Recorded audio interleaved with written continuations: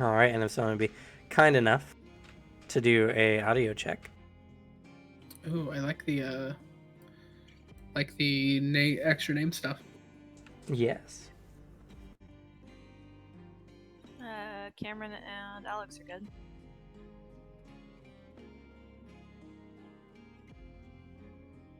It just looks like we all have hyphenated surnames now. Oh, I suppose I should speak as well. Oh, good. That looks a lot better on a larger screen than it did in OBS. OBS, I was like, is that too small of a font?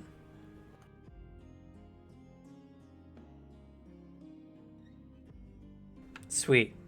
So, the first collaboration session.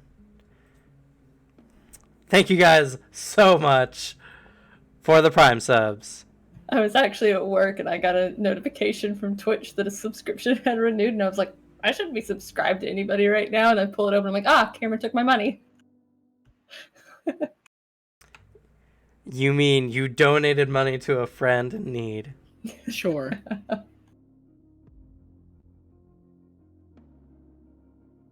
Oh, he does a little dance.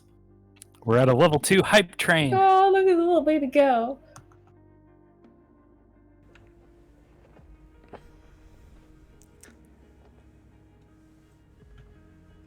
Anyway. Quick, Jess, subscribe a whole bunch.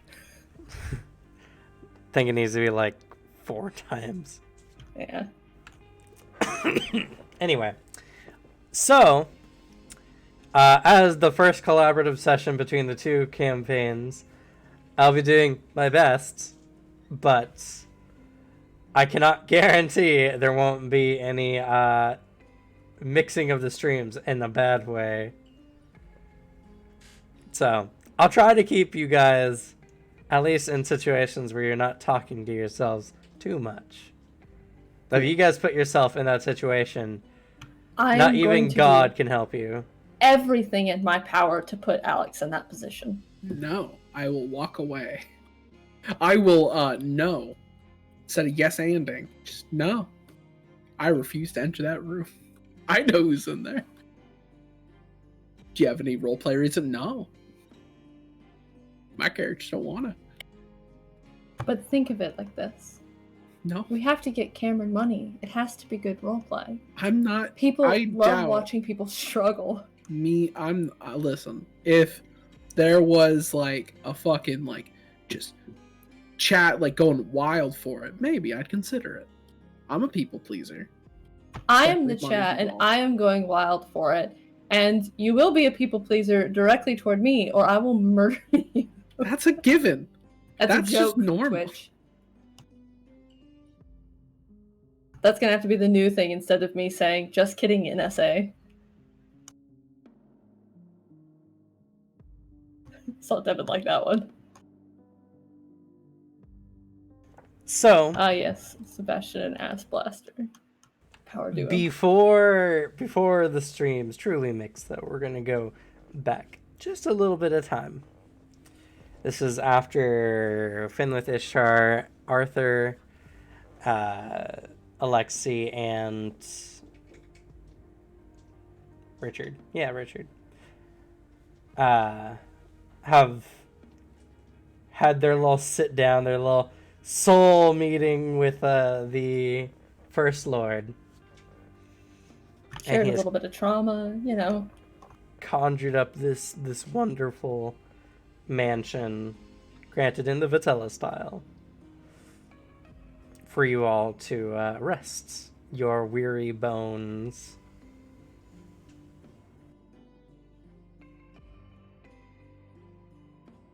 Is it still dead silent, or does he like make stuff that is also like producing any type of noise?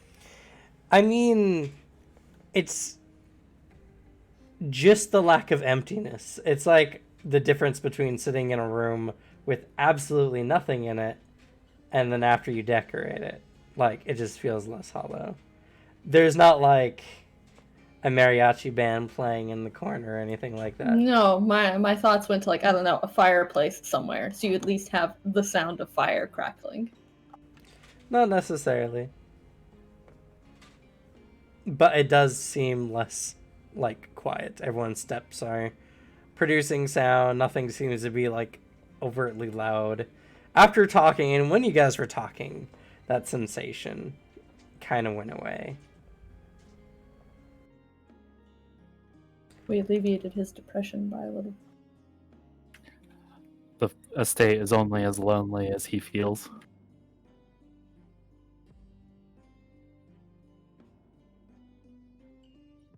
But if you ask him for a fireplace, I'm sure he will provide. Honestly, in the dead quiet, yeah, probably.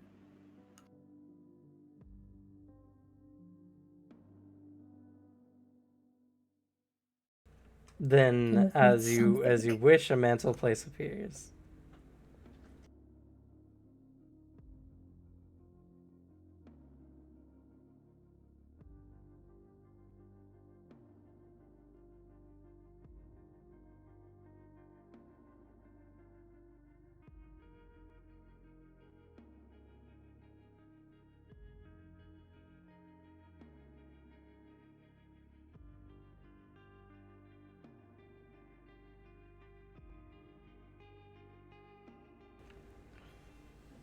What do you guys do? We're there for how long? As long as you guys decide.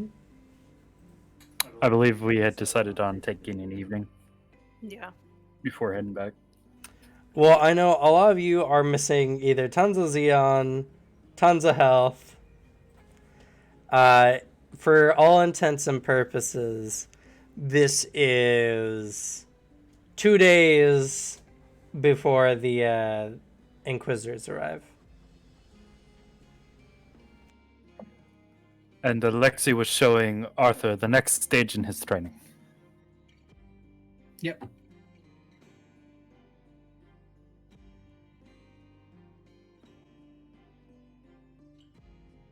I know I was dicking around with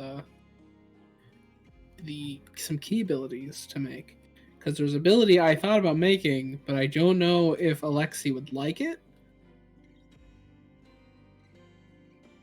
Oh, what's that? He would explain it to you, because he doesn't want, he would, if it's something he didn't like, he wouldn't go with it. You see, did I write it down?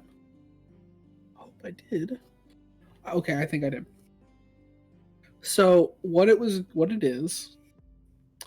is a trapping maneuver attack that traps somebody's like leg with ice.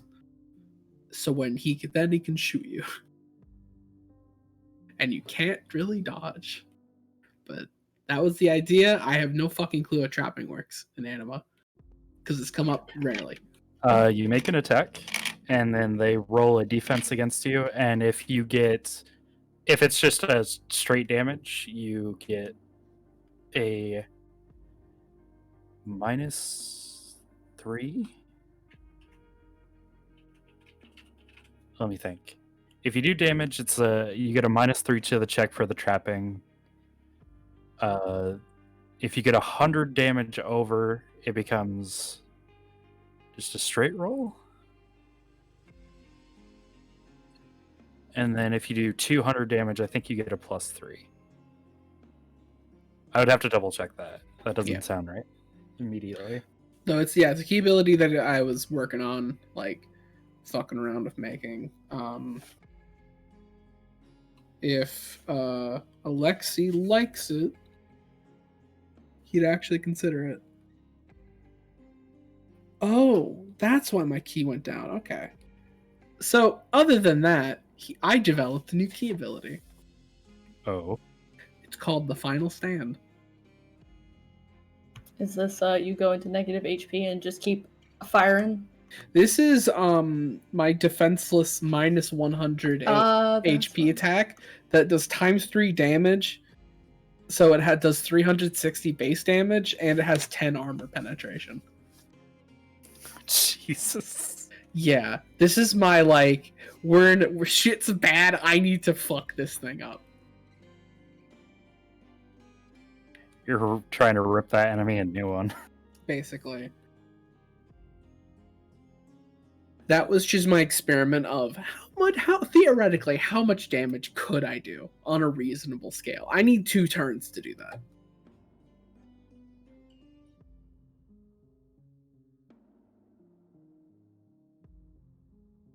I'm guessing it's a pretty costly one.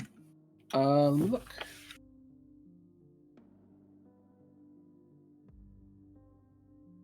It's 16 power, 15 dex. Yeah, it's pretty costly.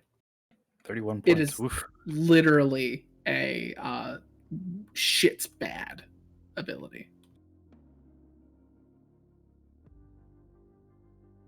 But to answer your question from earlier, Alexi's response would be,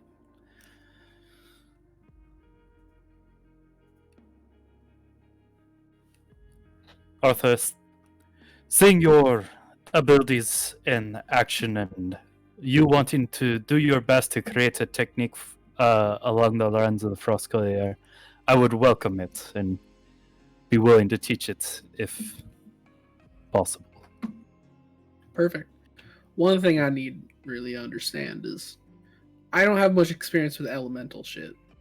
So if you can actually help me learn to, manifest ice. So I'm going to mention something which is interesting. I just looked over the rules for it. If you're using trapping, you must either be using a weapon that has the trapping feature, or you must use your own mitts. Granted, Fuck. the trapping ability gives you a straight ability check with a predetermined number rather than your own stats. That might be what I'm using because it says 16 trapping. What I wrote down. That's like my notes from like last time we played. Yeah, so essentially you hit the target and they would be trapped as if you had like a strength 16. But you must be actually grappling them with something in order to use it. Okay. Could I create Unless intensities you or something take, to do I it? think there's an advantage you can take that. Nope. takes that away. Spirit trapping just means that you target their spirit instead and they counter with their power characteristic or whatever. What does spear trapping do? I just said it.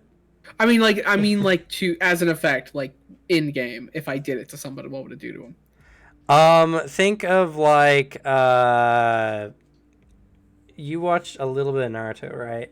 No, not in the slightest. Damn it. Well, there's a character named Shikamaru who can do like shadow trapping, and he binds his shadow to their shadow, and they just can't move. It's something kind of similar to that. It's some esoteric effect that stops them from moving that doesn't involve them being physically grappled. So some characters in some shows can like, if they use their shadow to touch your shadow and then you guys are linked, copied together. There's a large list of different ways you could do it. Yeah, it's more in line with what I want. Like I said, there's really only benefit to that, and let's see.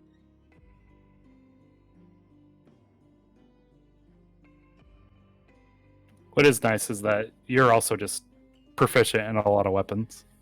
Yeah. I'll have to look into Spirit Trap because I'm reading over it and that sounds like better. Yeah, so Spirit Trap just makes the target use their power characteristic rather than their strength or dex to attempt to free themselves.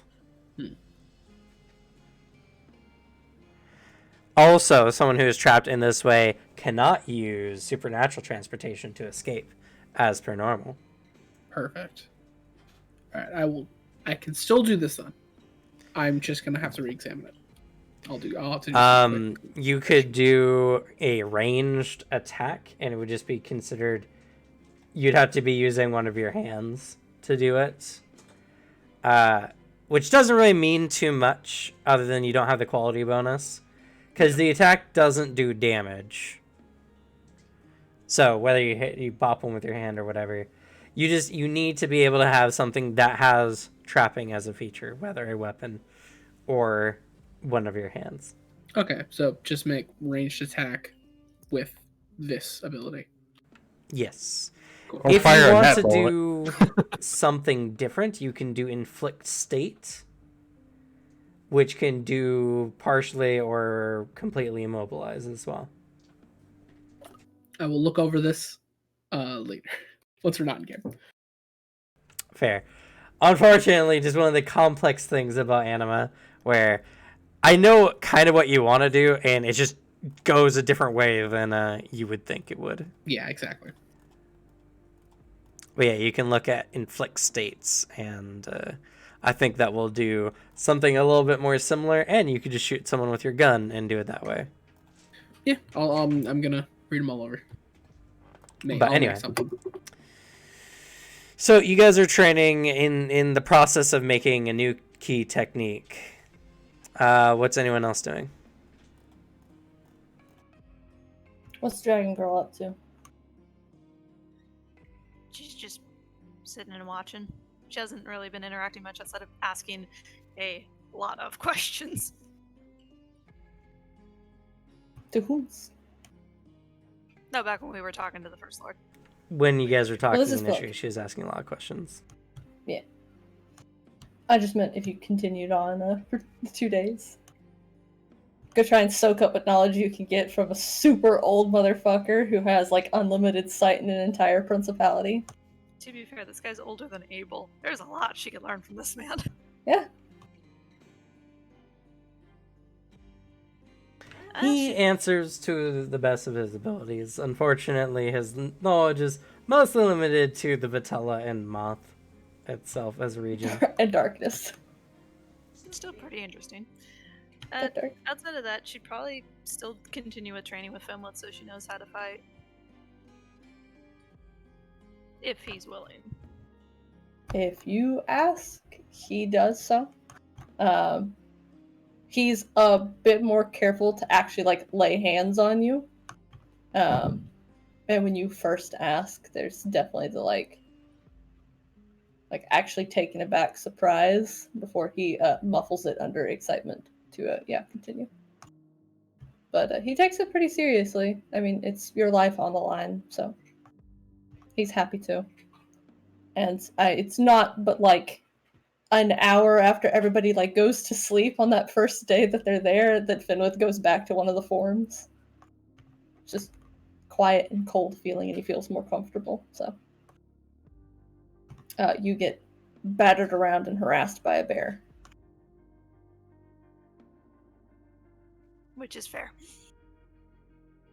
And then times between their training probably is also harassing the First Lord. Mostly telling him more weird stories that make Arthur mad to hear.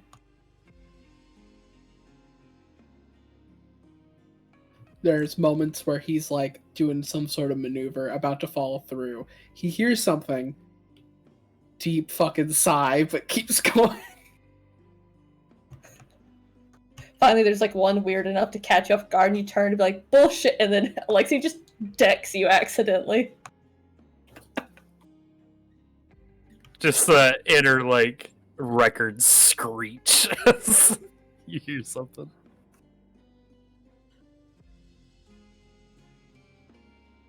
But he listens. He, with his kind of saccharine smile, or not saccharine smile, but like a bittersweet smile, he just sits there and listens to your stories. He's just watching a bunch of people like fighting, probably like outside or something. I don't know. I guess you could. He's got a ask really for creepy yard around the training house. hall. Outside, unfortunately, is not as cozy as it is inside. There's that Yeah, he can just make a deafening little courtyard. silence. Yeah, unless he can like will in a gymnasium or something. I mean, he can. Yeah, he should. Yeah. If you guys ask for it, it's there before you know it. Can we have a full-scale obstacle course in laser tag? I don't know What's what that? laser is, but sure. It's related to the machines. So, the way it works. Serena would love laser tag. She would be a nightmare. She would turn into a disco ball and we'd all lose. Actually, Ishtar would have one question during the time they're there for the First Lord. Sure. Because she's heard what his son's family started out of genuine curiosity. She would ask, what house did his daughter start? It wasn't so much that she started the family, just that she found love there. I believe the house's name was Radu.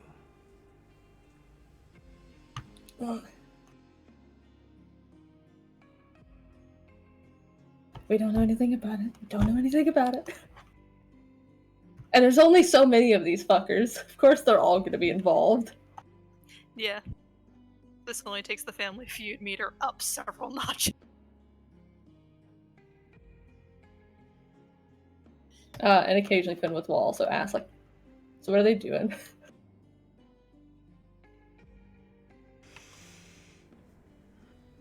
Well,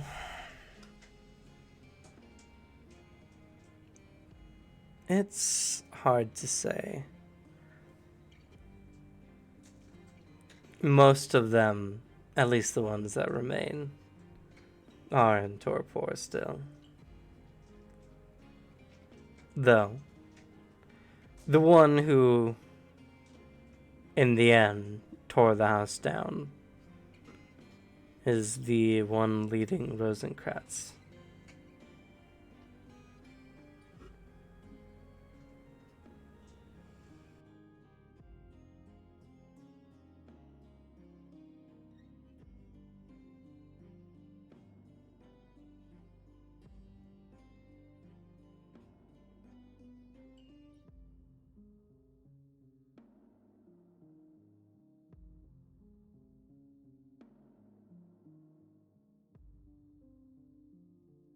Do you know why he tore down the house?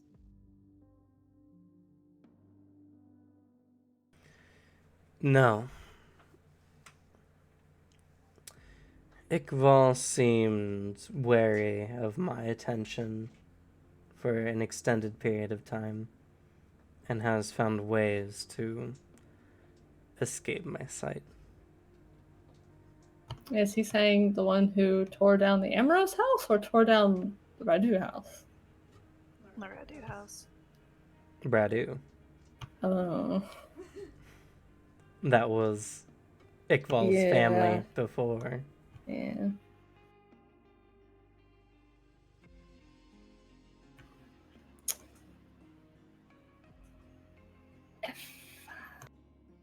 Donovan He's- bounced. He is not earning First Lord favors, I can tell you that much. No. Also, it's the reason why he named his first child Radivin.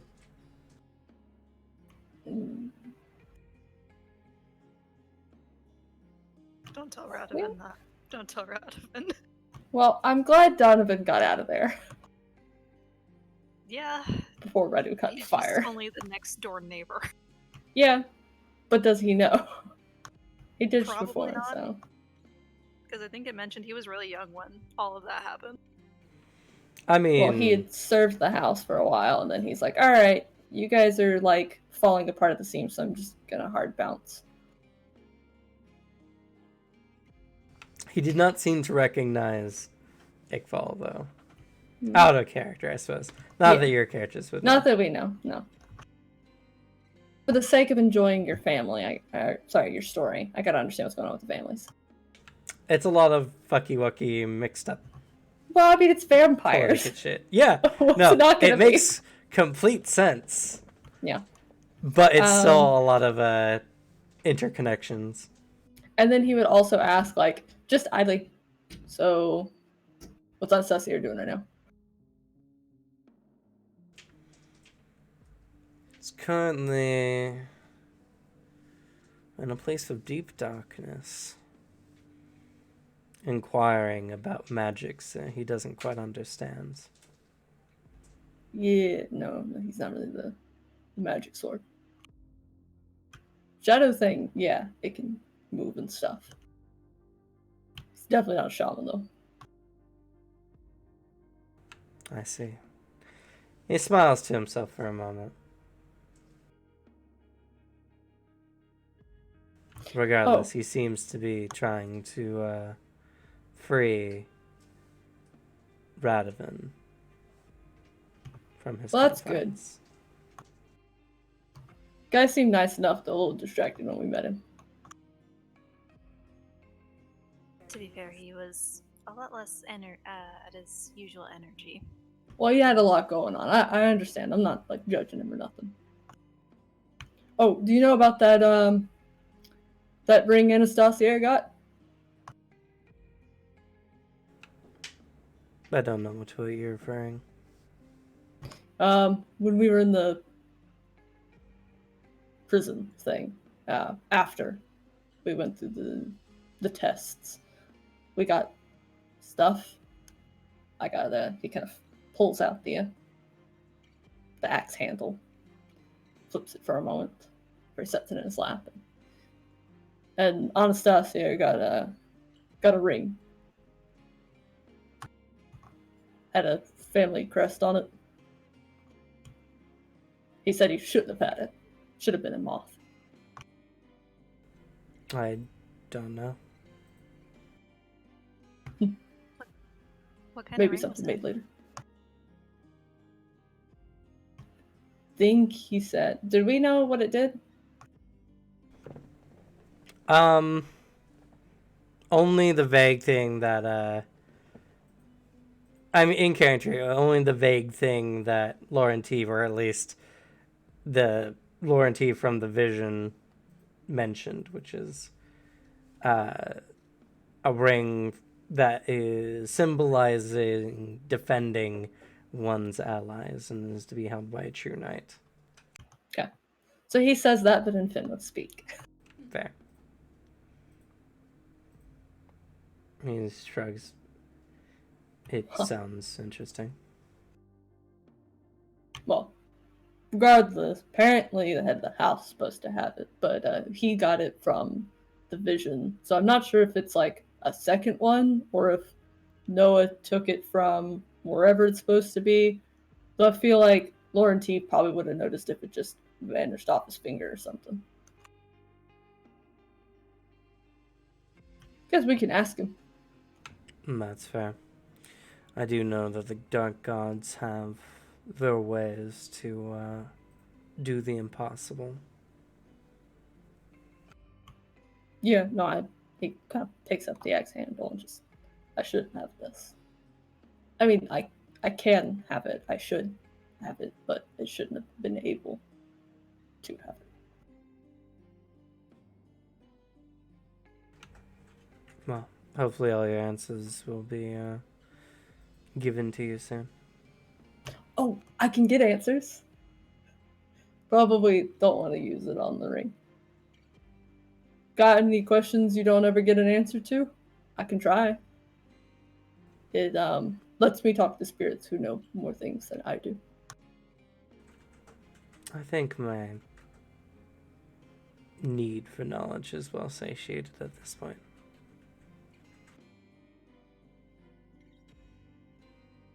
Oh, we never did find out what created that hole in the tree. I can ask. Seems excited to show off the toy. And we were curious as to what made it out because it was smooth on the inside. Kind of points at him. Do you know? It's a really big tree in the grove. I It's a don't know perfect this smooth ring. tree you speak of.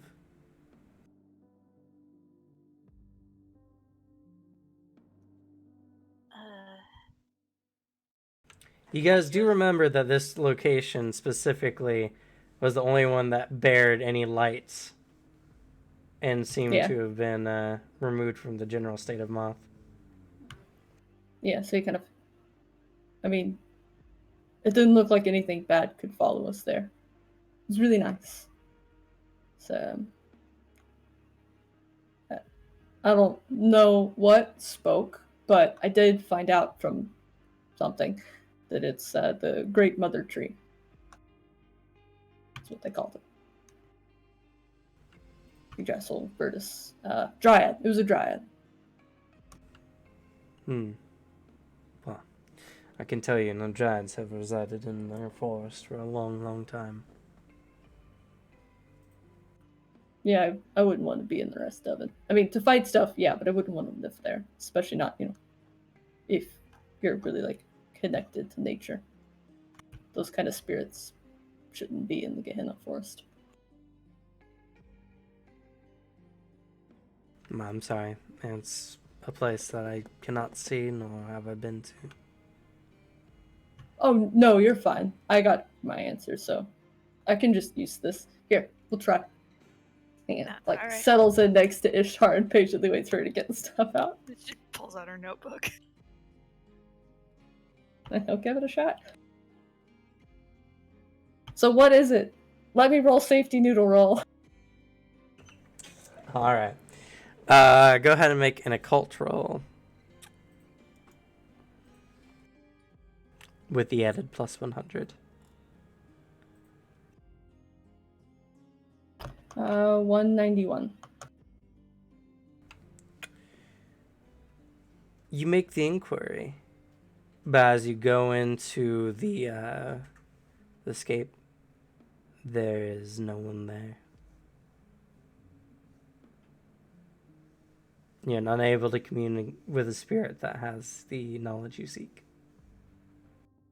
The DC for the check was 200. Okay. Alas. Does he even remember like going to the fire? Does he just gone and then comes back like usual? Okay. Yep. So he just seems to like kind of blank out for a moment as usual in the wait, and then blinks too. Quirks an eyebrow. Looks excited for your answer. He didn't say anything. Oh.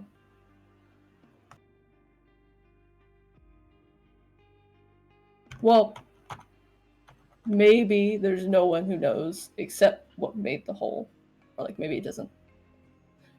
I don't know. Or they can't speak here. Because it's so dark. Anything's possible, especially right here. That's okay. You don't have to know everything. The benefits of not being a full wizard. Just a fake wizard.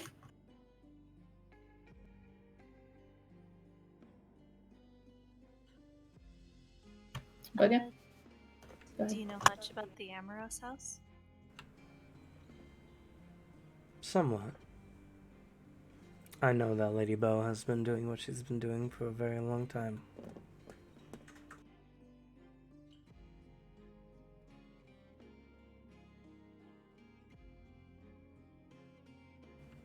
She hasn't expressed a kindness in Vitella that's so very rarely seen. Oh, she sounds like a nice lady. Or maybe everybody else just kind of sounds like an ass. No offense. It's okay. A lot of my people can be a bit of an ass. That's others do. I take no offense. I Plus, accept the they're kind of Vitella nice. for who they really are.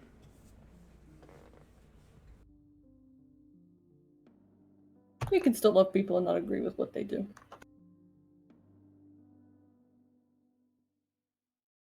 That's true.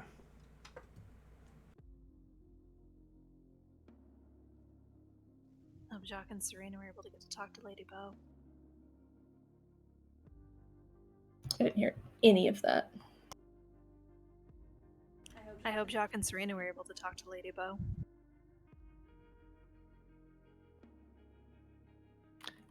Cut to like horrible events happening. Cut to everyone getting caught out of spies. Lady Bo actually went on a walk and got shanked in an alleyway by an Inquisitor spy who's already in Rosencratz. That's a good story. No, don't do please. that. The only person who's possibly on our side. Except for Ilya.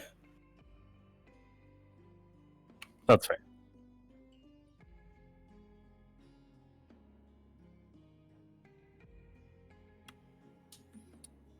As Alexei is dueling Arthur, he puts his hand up to stop for a moment, and he goes, "Actually, I had a question about an individual I didn't get to say bye to before. There is a individual named Woad. Would you happen to know how he is doing? I What think are he's they? fine. They are and he kind of turns to Ishtar. Oh, it's the Ahriman thing, right? He looks to you immediately for confirmation.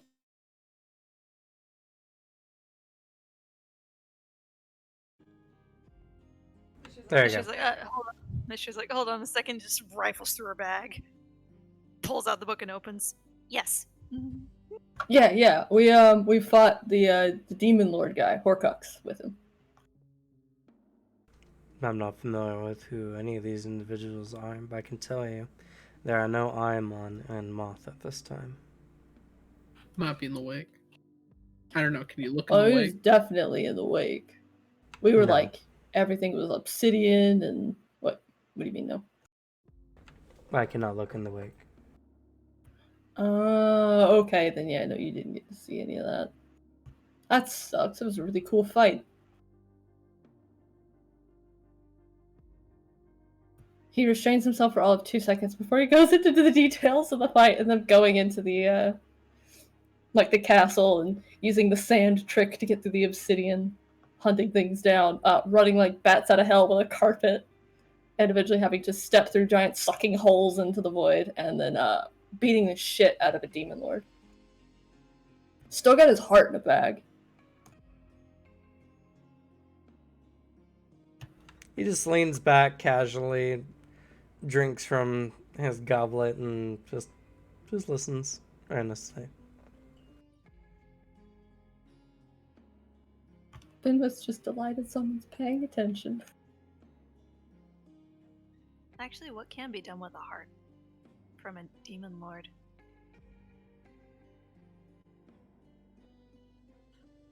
Nothing good, I bet. None. Hell Knight, would you know anything of what to do with something like this? Well, I'm sure there's plenty. Such items carry so much. I would like to say mana, but that's not the correct way to put it.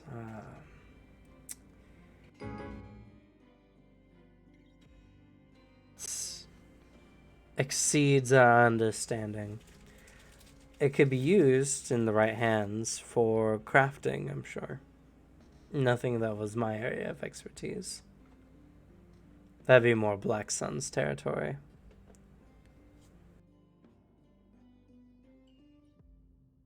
Oh no, you said the name. Just like gives you a look. He just laughs. He's not a completely mindless moron about it.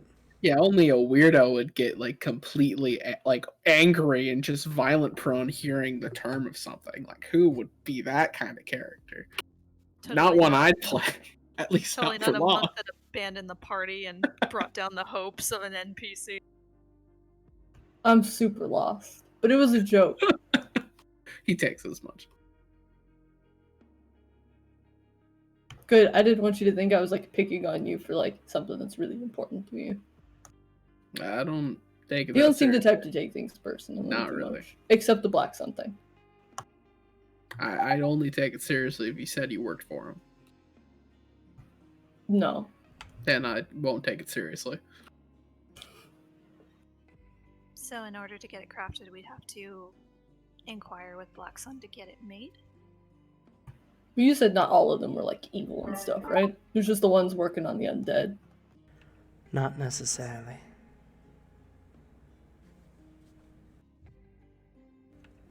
Did you guys hear that? Yep. Yes. I hear it. Well, we didn't. In character, we did not. Unless she can start whispering to everybody, and I don't need another Blackmore incident. No one should give sentient items the power to talk to everybody. Then it gets abused when you make a player play it. I don't understand the idea of a black sun. That seems utterly pointless. Oh, not- you never seen an eclipse?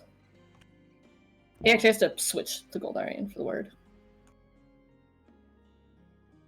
I don't know. Have I seen an eclipse in my lifetime currently?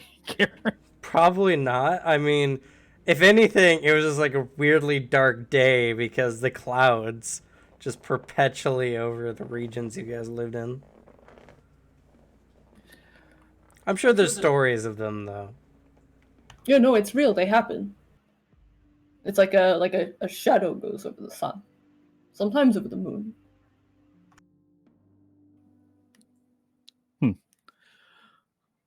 Can't say that I have seen one, but maybe someday. My dad had to keep track of them. Oh, why did your dad have to keep track of them? Shamans have to know things that can, impact the spirits. So. It's the same thing as a blizzard. Or a really good season. It changes how people are as much as it does animals, the mountain, and spirits. I don't believe I fully understand, but I will believe you. Says with a smile. Sorry, make it really easy so people keep telling me magic.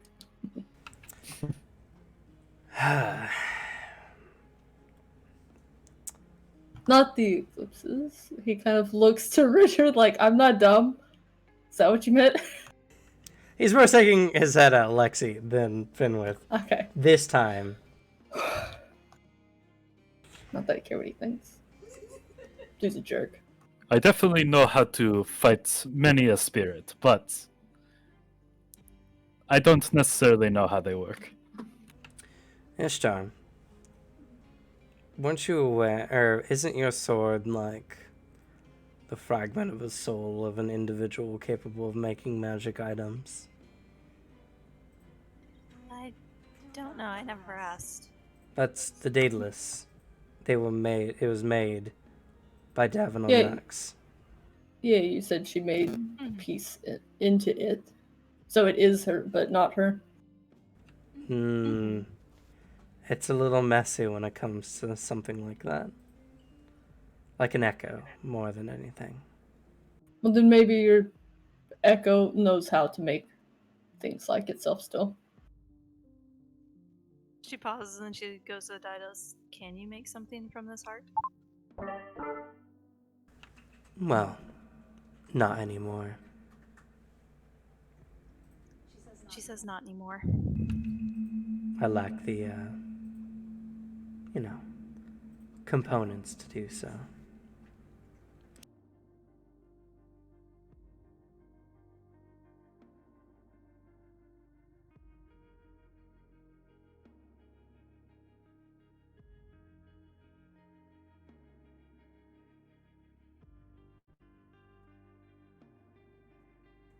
There we go.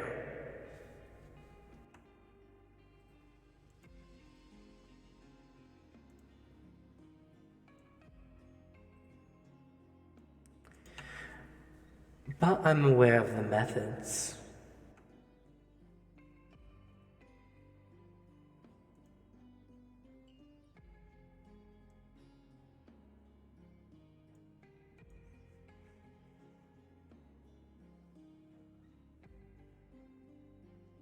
What methods can be used then?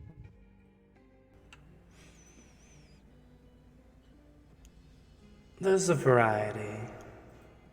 Though, you would need the right equipment.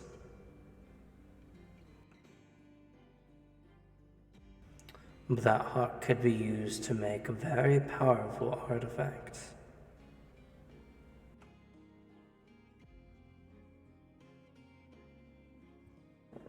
Where would we happen to find such equipment?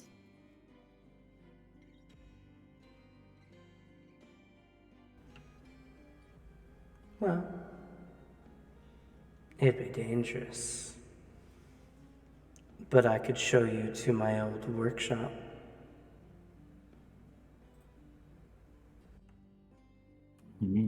She voices that to everyone. The workshop of darkness. It would give us the tools. I mean, we got a really fast flying ship. Wouldn't take too long if you want to go with. Depends where it is, I guess. If it's too far, then the ship can't take you. It does not exist in your world. It's in the wake.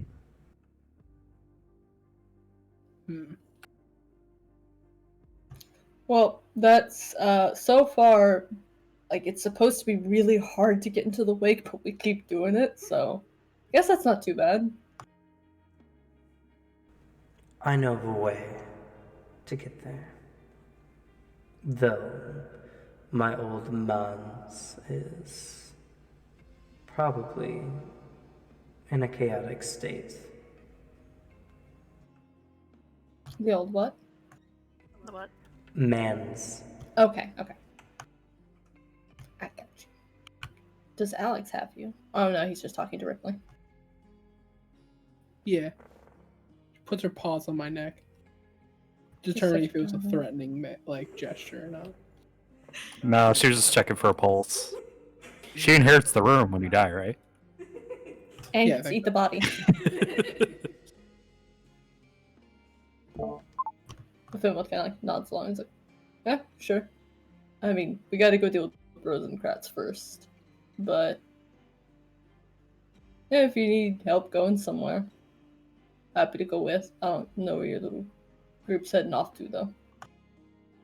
I don't know either, but would it take us too long to get there and back? Longer than you have time for now. Maybe after all this is done with the city, we can go to their workshop. Huh. Alright, yeah, sounds cool to me. Plus, it's Alexi's trophy, so. Gotta give you a chance to get something good out of it. You don't really seem the type to do your own work. See ya. Kind of scritches at the big bear skull on his shoulder that he's technically currently using. Admittedly, a lot of my armor was made by a blacksmith or a tanner.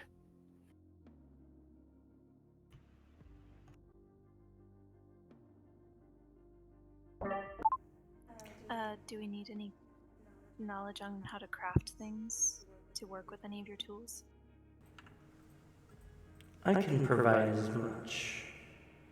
But if you're going to use that art, you'll need a proper catalyst. What can we use for a catalyst?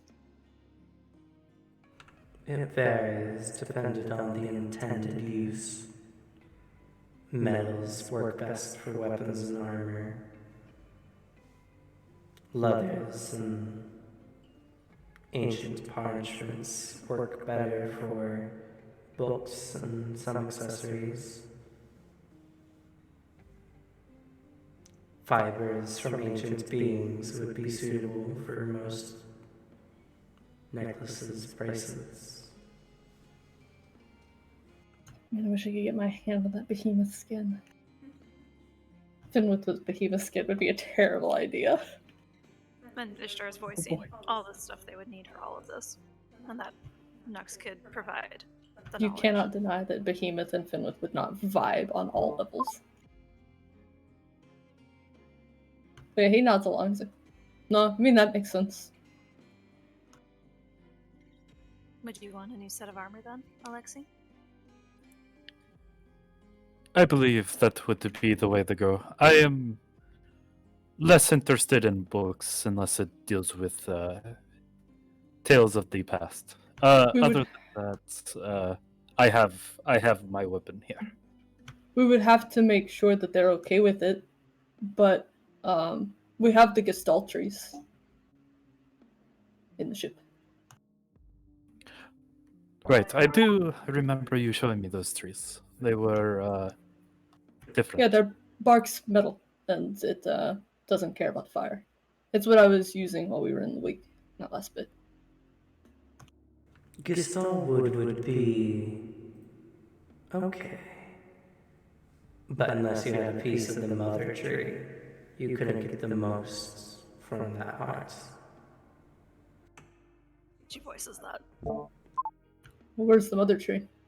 We know where one mother tree is, but its bark wasn't installed.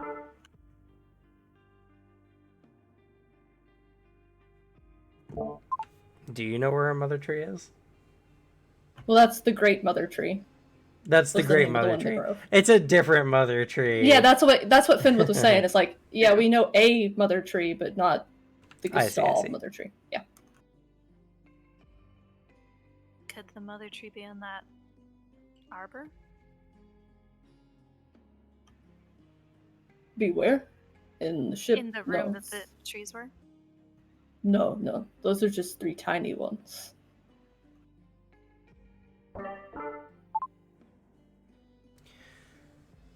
You would need to find a Duke's Zera citadel.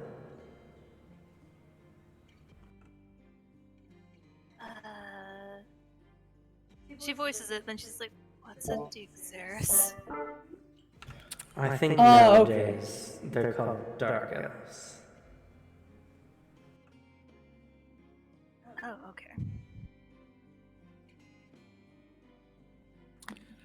Can't So say the, I've come across spirits of that name before.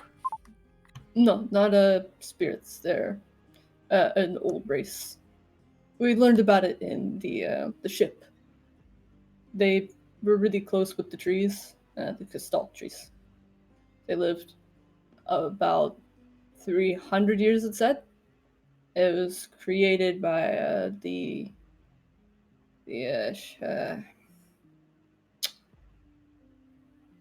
Shahad to be perfect. I don't know how well that went since they're not really around anymore. And something about Gyra, but they didn't get sick, and you couldn't scar them, and they were really close with fire and dark magics. That's what it said. Pretty good memorized for someone with Finwith's intelligence. Listen, you don't fuck with spirits, and you don't fuck with magic shit. Especially if you're going to be taking pieces off their sacred holy-ass trees. And he remembers what the creepy machine thing said because he doesn't like it. He doesn't trust it. It scares him. That's fair. That's very. He listened very anxiously the whole time it was speaking, from 3 cubicles down where it couldn't see him. I do remember that. As he shouted questions for other people to ask. And because Anastasia tasted all of their blood in the kitchen, and for his friend he will remember which he liked and which he didn't.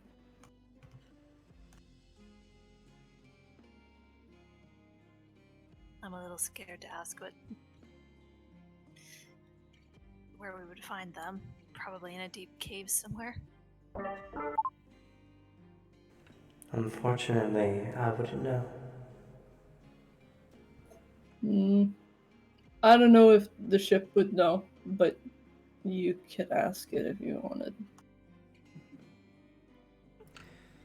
In the end, when it comes to making powerful artifacts, it behooves one to have as many rare materials as possible. Gems are particularly potent. Apparently Anastasia fucked up one of those. What the hell would combining those two things do? That's such a weird, Oh god. Take Hemomancer's super powerful magical focus that keeps the First Lord from peeping, and combine it with a Demon Lord heart and the Mother Tree an of assassin demon lord heart, no less. Yeah. I'm really excited for you to use that heart, by the way. It's gonna make something super badass. Wait, all right. So we've killed two like super cool elementals, but we've got fire, earth, and water down. Obviously, we got to go rock the fucking world of an air elemental and take its core, so we can complete the Avatar state across 3 campaigns or 2 campaigns. You still need light. Oh, that's right. And technically And then we go darkness. into all the subpaths. You know what? We just need to break into heaven, take out an angel, and then we combine an angel heart with a demon lord heart and see what happens. Let's just summon up Hiram's angel friend and murder her. Good luck. Oh, no, I'm not fucking with that. Miss shows up and casually reincarnates somebody.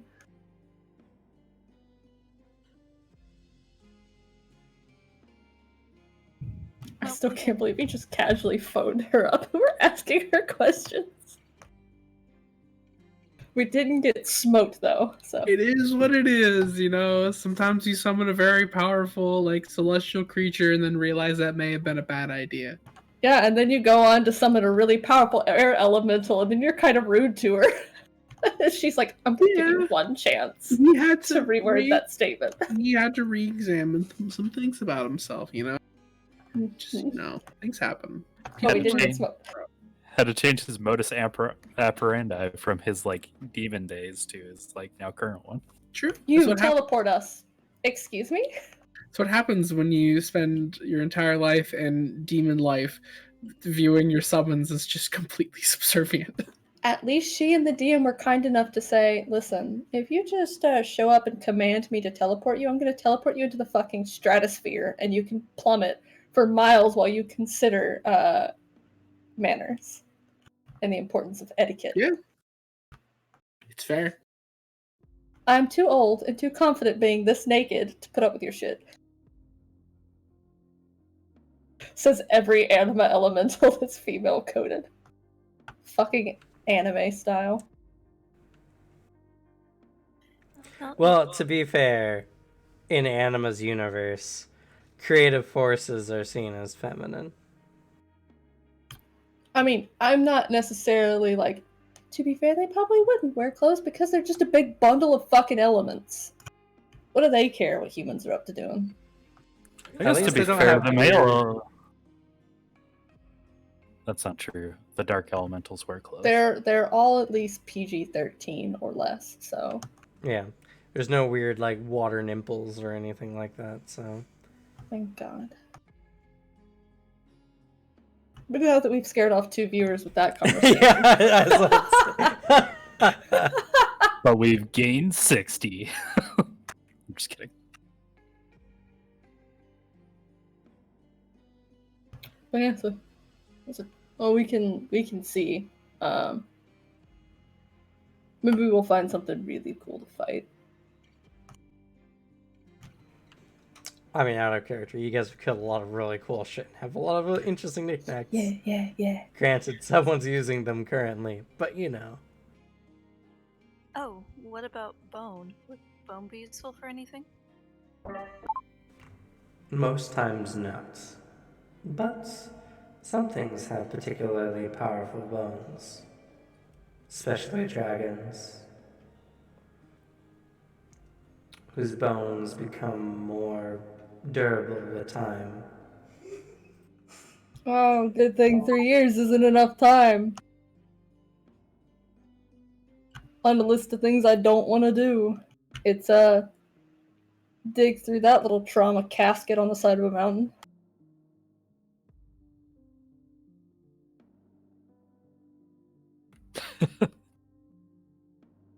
What's even worse is I believe that's one of the children of Escott, isn't it? The Children of the Devourer, yeah.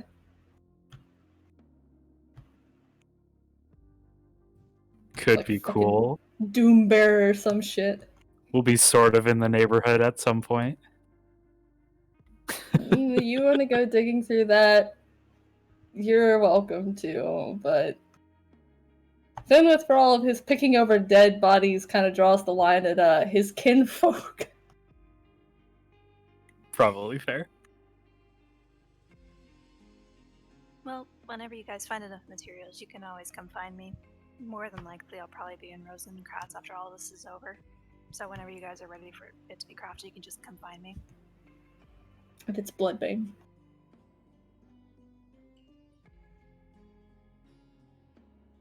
Yeah, Bloodbane was the dragon. The Doom Bearer, or whatever his name was the alias the dude took.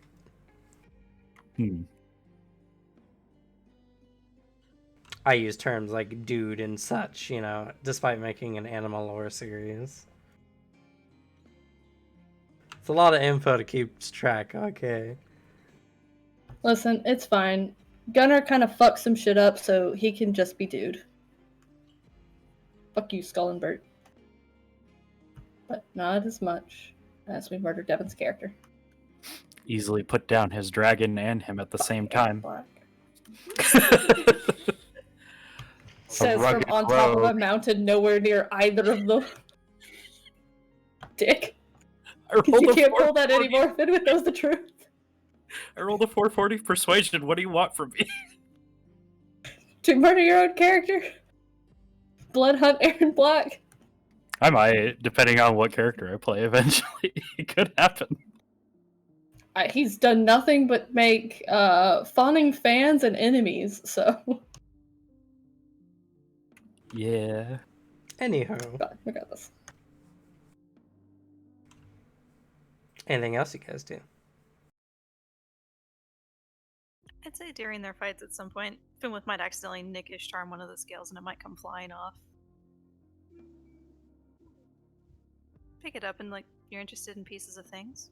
I don't know what mine could do, but maybe it'd be useful for you. Kind of shifts a little from, like, one leg to another, looking a little awkward at it.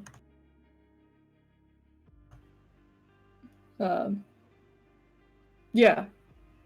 Yeah, pieces I can do things with, but I'm not sure how it works with people. You're not a monster or a spirit. I don't know if it works with people who towed the line.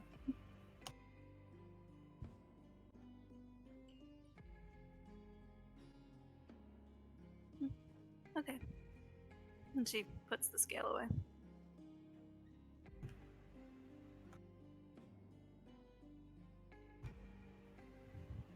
You know, some of it just kind of like eyes where it came off.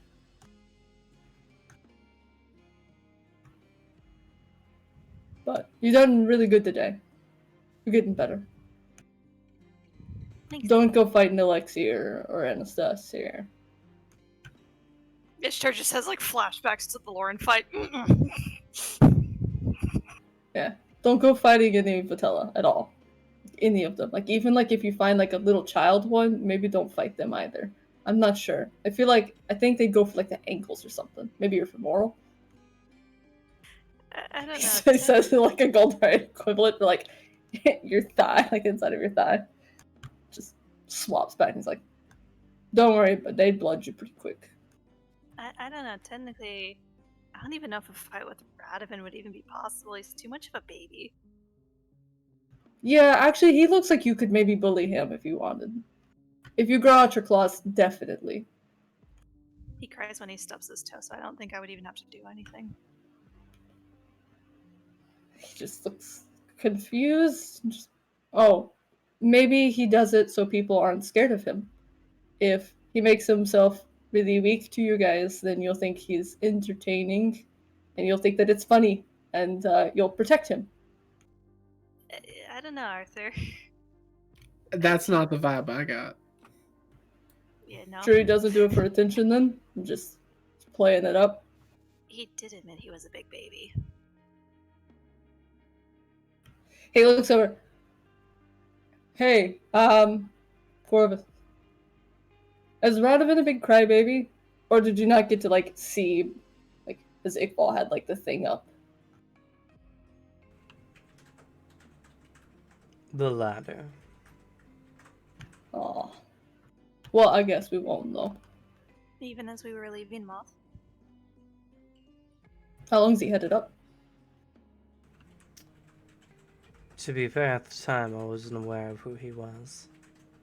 Just that he came from the city. Huh.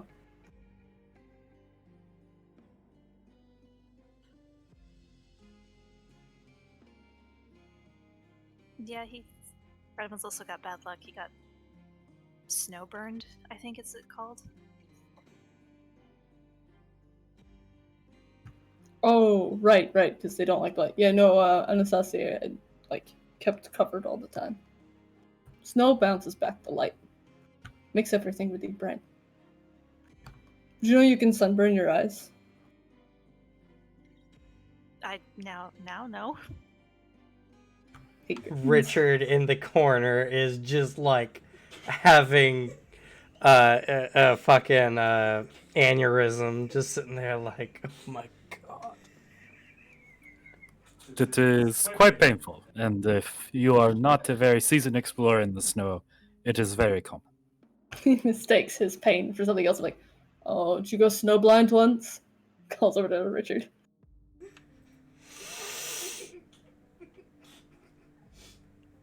Can I get a drink? I'm trying to be on my best behavior. He looks confused. Alright, good talk. He just doesn't get an answer. He just doesn't answer because nothing he says will be flattering. Aw, so rude to the dub-dubs. No, I'm actually, not this lying, is the though. You kindest he can has been. Sunburn your eyes. You think it's a joke? You think it's a joke, little man? It's But not yeah. a sunburn. You can burn out your light rods. You want to see the inside of an eyeball? I've seen it before. No, I don't think anybody. Sorry, Cut one speaking open. out of character, it was him. But yeah. Okay. Finwith would answer, guy. No, I know.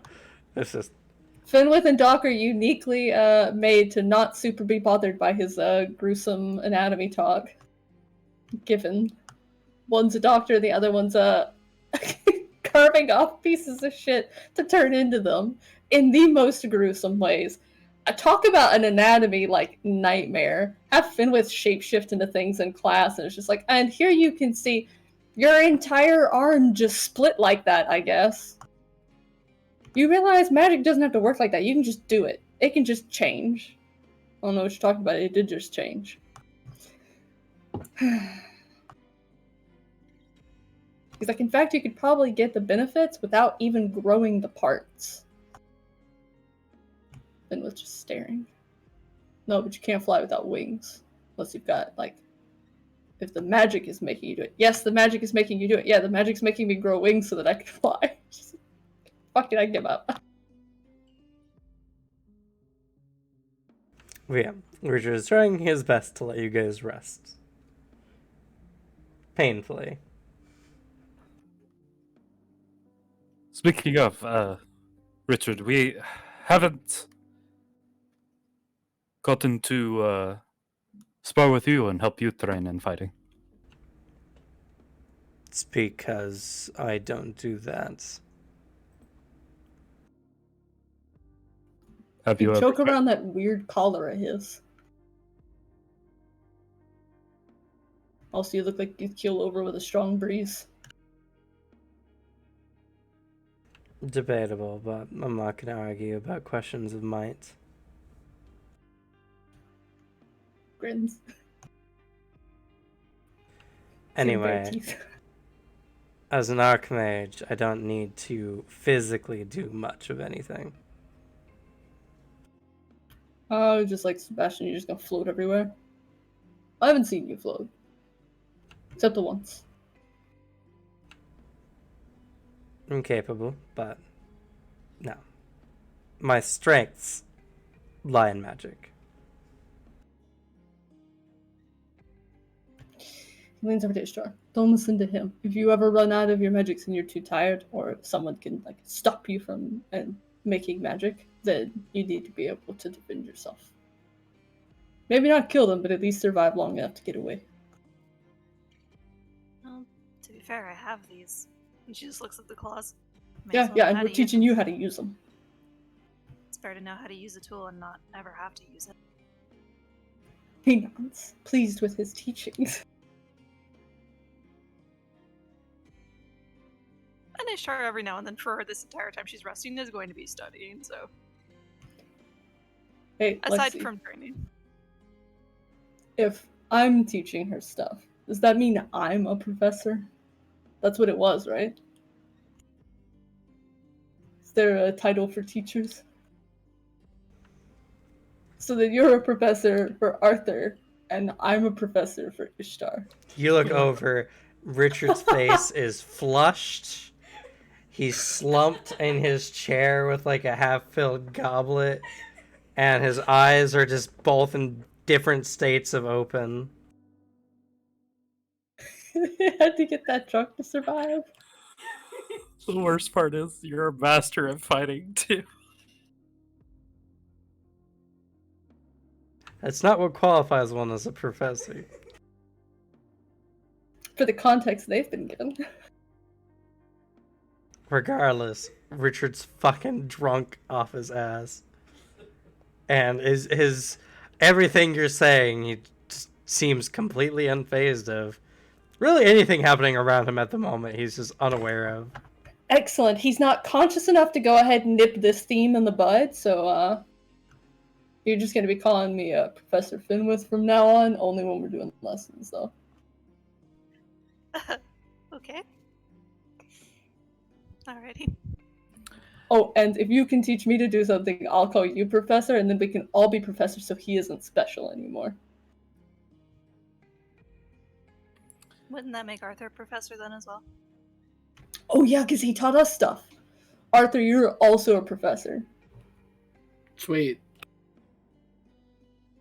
Hey Doc, I'm a professor now. That's karma, Vale. That's pure karma. Fuck. No, the Have fun worst with one. that later. The worst one is Arthur Three saying that. sentences. The jock. And it boomeranged back to knock Doc in the teeth.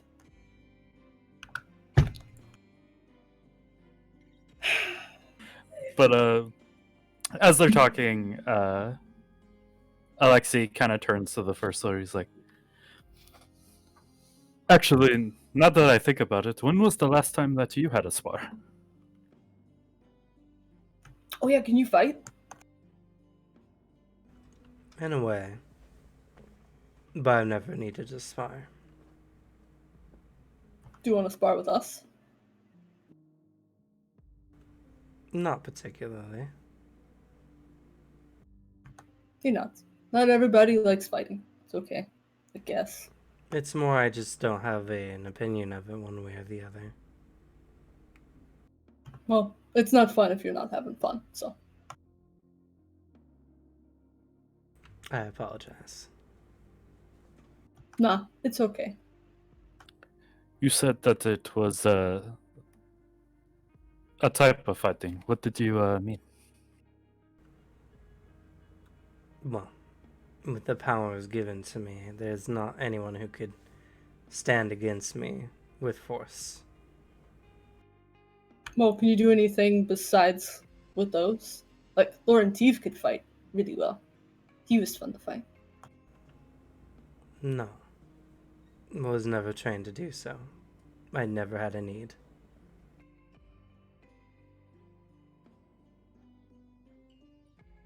Well, we'll make sure no one messes with you. He very obviously jokingly, like, cracks his knuckles. I appreciate it. You need anything, you just ask. Only if you do the same. I can make that promise. Well, then I'll Good to do lean on so. people. To the best of my ability, anyway. He immediately leverages himself up and trots over, offers out an arm for clasp. He does the same. Just offers a hand and Clasps his forearm, shakes the once, saying that he did to Anastasia. Looks over the moon with himself. he just gives a, almost like a half-hearted smile.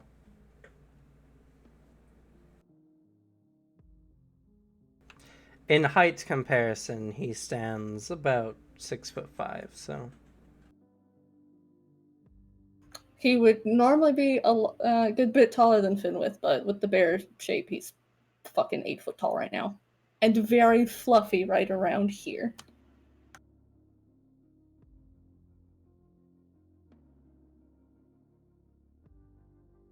Yeah, I gotta collect the whole Serban set.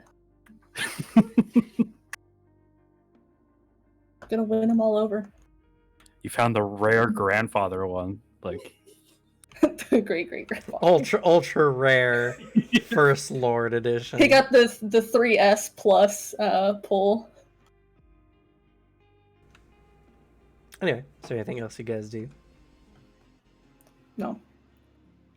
Just wildly swaying between bullying the First Lord for his time and also giving him his space, because, his whole, I don't want to be attached to things since I'm going to go away for literally forever. And doing something similar with Ishtar in training her, but also being, like, really careful with boundaries. And pissing off Richard in the process, to the point he is plastered. Oh, and yes, using the title Professor for everybody. Once he's not plastered. Well, then as time goes by, eventually you guys feel tired, though the lighting outside does not change whatsoever.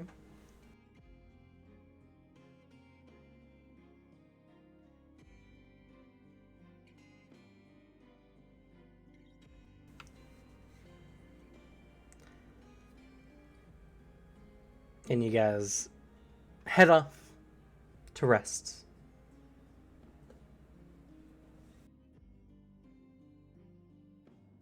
would this be considered a resting day or a non-resting day? This will be considered a resting day. Okay.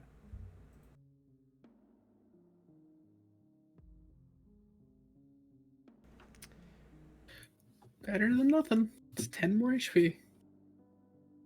Oof. Yeah. I got We 30. get, over the 2 days, we'll have 2 full rests. If you guys wait 2 whole days, yeah. Probably not the 2 whole, since we don't know exactly when things are popping off. So I guess a day of rest and then a regular recover. Well, it's a 1 full rested day as of right now. Okay. We'll see what choices you guys make, and maybe it'll be more, maybe it'll be less.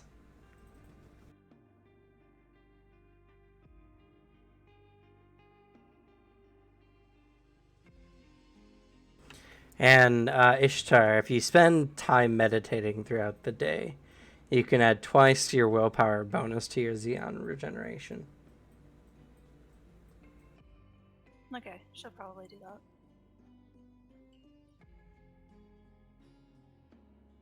At the First Lord. Do you have anything that does stuff like these? The stuff that, like, fucking potions that are supposed to heal people? Unfortunately, healing is not within the purview of darkness. Huh. Are there any, like, herbs or things in moth that are really good for it?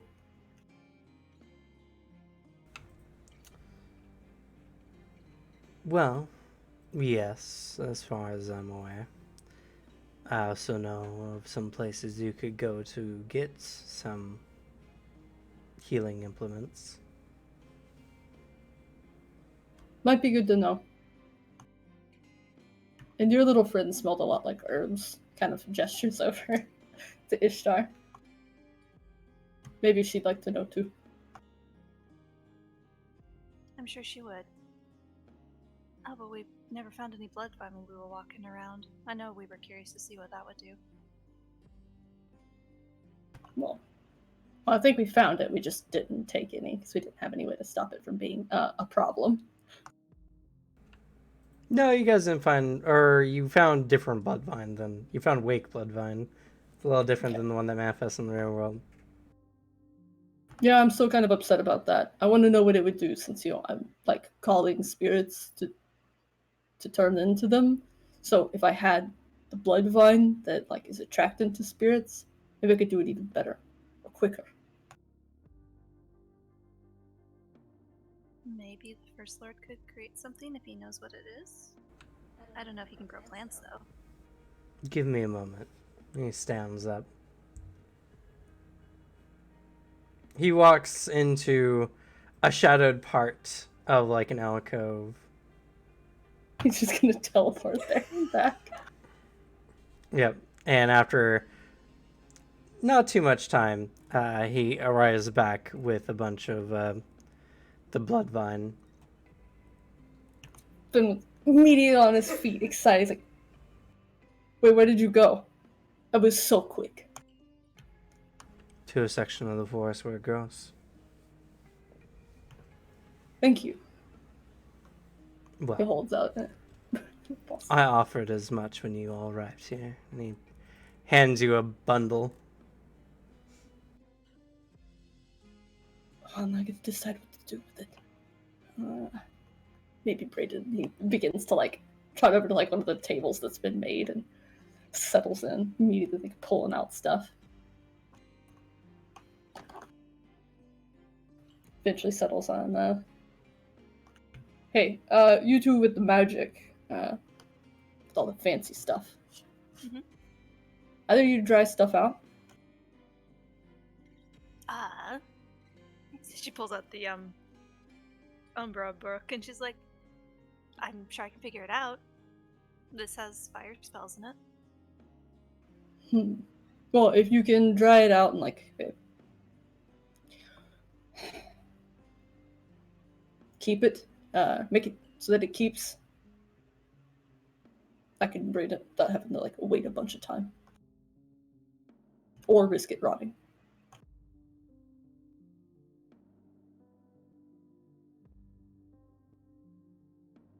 Got a desiccate spell in there in your water tree. I don't have a desiccate spell, but with the book, I do have raise weather temperature, but I can only raise it plus 10 degrees. That'd have to be something that could remove water. Pull it from it. Maybe in the water tree. Yeah, rather than fire, you might actually be able to find something in the water.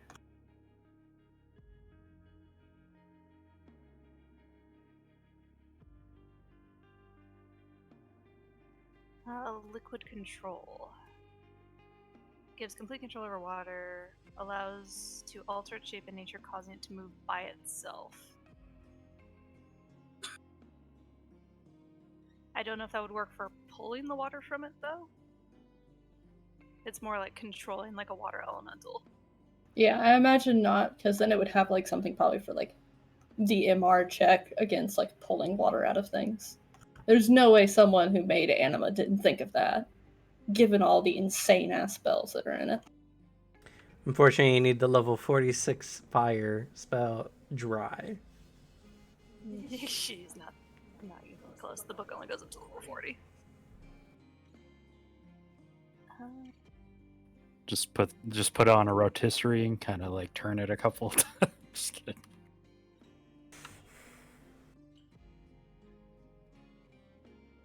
Sorry, scrolling through a spell book. I mean, you have access to all the materials required to properly dry something. True. It's just a matter of time. I mean, if you're going over like a full night, I'm sure you could manage something. Okay. Then we'll go with that.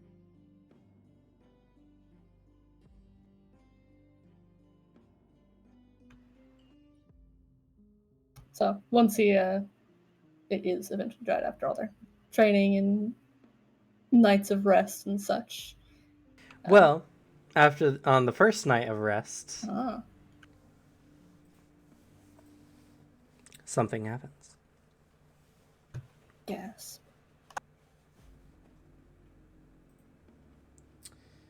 As you all go to bed that evening, quote unquote, you awake with a start, with that falling sensation. And you find yourselves in a lavish palace hall.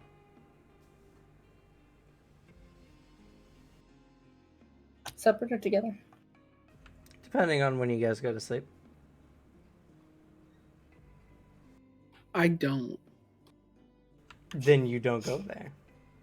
Ah, You missed out on all the fun stuff, Arthur. I don't sleep. But Alex, another Prince of possible Animals. demon lord encounter. Yeah. He sleeps.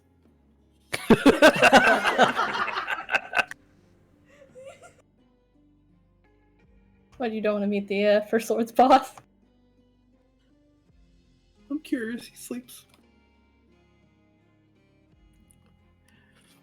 It just says you don't need it. It doesn't mean you can't sleep. Same way with eating. You don't stop being able to eat just because you've hit your calorie limit for the day of 0.7 calories. Or no, 0. That's right, you don't even need it. No, my key feeds me. He's a fusion generator right now. We Self-sustained. don't even need Claude. We'll just hook him up to a generator. As you guys look around, you turn around to see a massive throne with skull motifs and what appeared to be the bones of wings all mangled together to form a throne. And upon it sits an entity unlike anything you've ever seen. A being of darkness with raven-like wings, skeletal arms, and an ethereal, ghostly nature with a head that is just a roiling mass of darkness. As you guys see,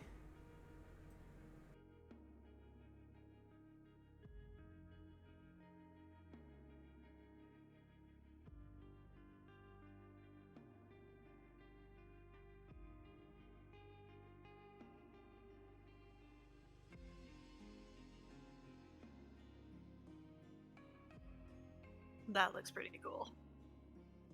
Alright, I'll admit, this one can get away with it a little bit, but that frilly ass coat he like it looks he has on is very amusing. It's like he's like Jack Skellington, but a cooler design.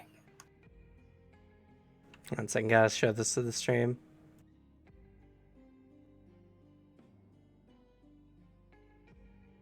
What is up with Anima and upside down wings? It's their What is the aesthetic. thing?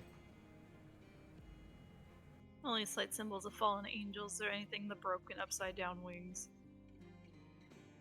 To be fair, the Awake is supposed to be like almost a backwards world in a way. His head is just a fucking cursed gumball. Not my choice. I would have made, but this is the official Anima Malekith, so here we are. Our Malekith now. His whole body is supposed to make a giant, horrifying face. Yeah. Ah, I see. And now I see the face. Oh yeah, and he even has like a lolling tongue.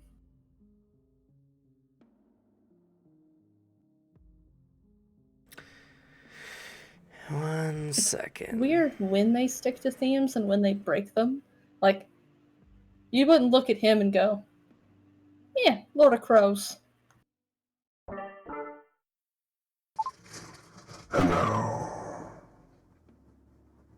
Missing a beak. Or a bunch of fucking crows. Heck, even just having like a crow perched on his shoulder for visual flair. I mean, the wings, like, technically, but, like, everything has wings. You're not special.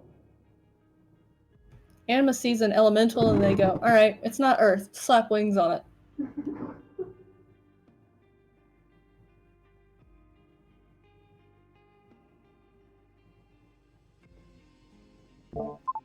So as you guys turn and see this entity that is sitting upon the throne, you guys look around and there is a horrifying menagerie of demons and beasts lying in the various shadows of this grand hall.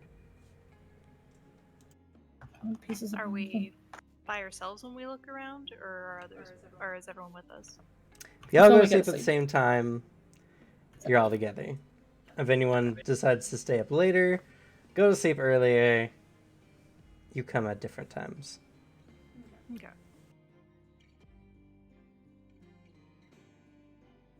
Time moves weird in dreams anyway, so it's fine. He can just warp shit so we all show up at the same time for his aesthetic purposes. Unfortunately, how this one works, it's actually closer to real time for this purpose. Wild. As we are Lore dreaming, reasons.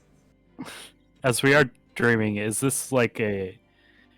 We're very much self-aware that we're dreaming right now? No, in fact, it feels like you're just here. Hmm. As your spirit is transported to the wake.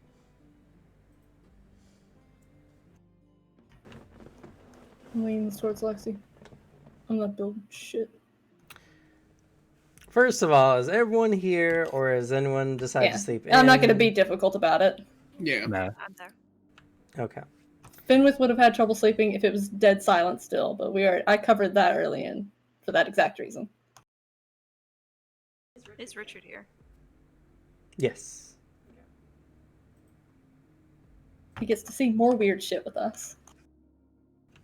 The entity addresses you all.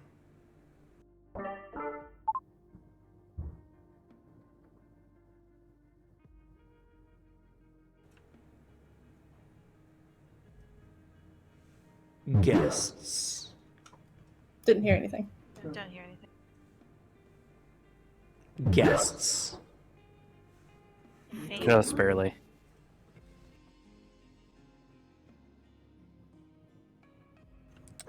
Guests.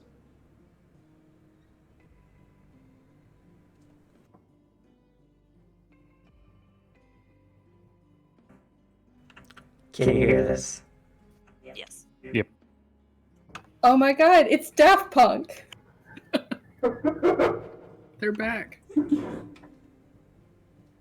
Guests.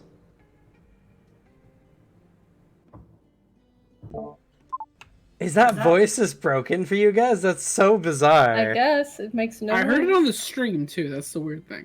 Because I checked. You know, your sound thing fucks that up sometimes. It's audible there, not for us. That's so strange. That's very weird. Alright, 1 second. What if we all left and came back in? I don't think I'll do anything. Test. It would be an issue with Discord, not just us. Test.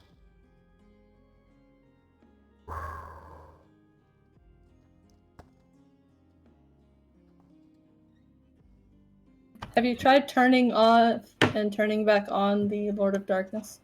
Test. Still nothing. Test. Oh, he's just testing right now. Test.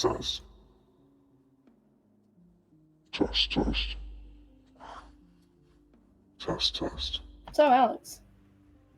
Lost the game? Yeah, I guess. Be like that.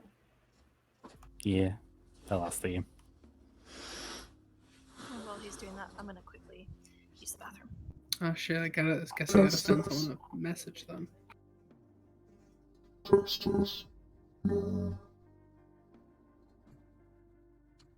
Test. Oh yeah, you can hear just a little bit on the stream. Test. Oh, there you go. I got a little deeper in there. Test. Ooh. Less robot.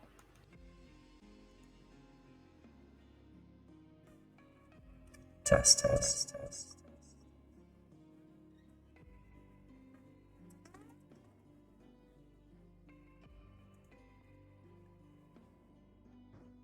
Test, test.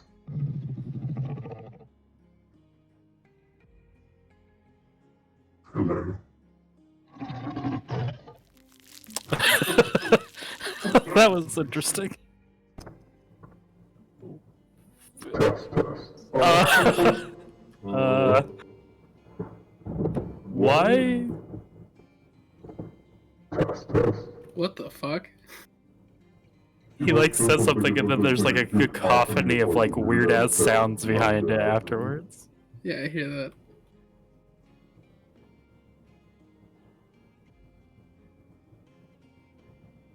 The weird part was when it growled and then it started licking the microphone. That was a little weird. Why is it happening to your mic? It's Is it? because it doesn't have like a push to talk function, and this feature doesn't listen to anything my mic settings are, so it just hears across the room. Okay, I thought it. Okay, yeah, that's fucking weird. This is... The strangest thing is just that one voice doesn't go to Discord, which is lame because I'm trying to find another one that's adequate. Unless you guys want to listen with like a 10-second delay.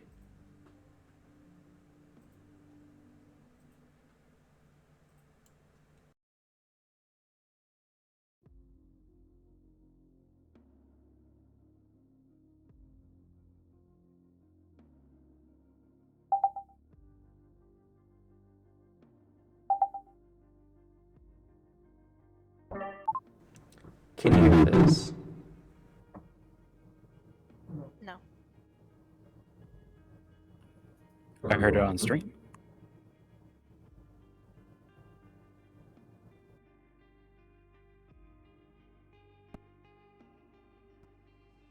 How about now? I think Jess vetoed that last one. It like does like the direct beginning and then it completely cuts. Oh, I think I know what it is.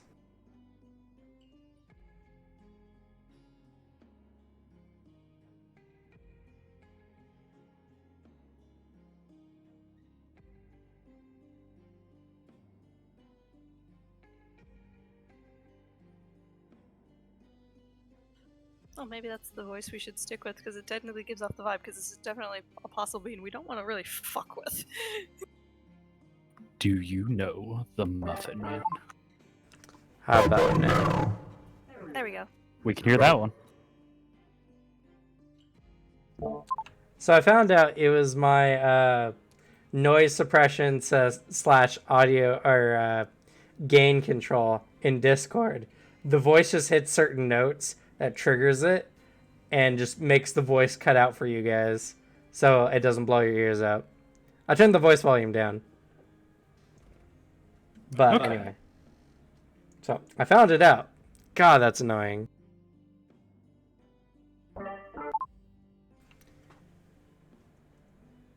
Guests of my court,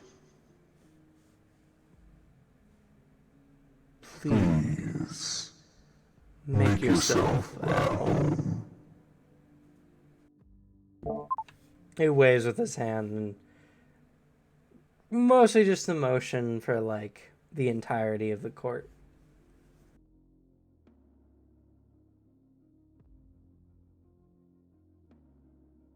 Kind of eyeballs the many demons around them right now. Finn with half looking is like, are we in any danger? And the other half going, oh, that one's got cool horns. Oh no, that one's They got all cool look at you eyes." with the sense of like chained dogs in front of a stake. Do any of them look similar to what we had found or seen earlier? Like, or are these completely different? They're all completely different.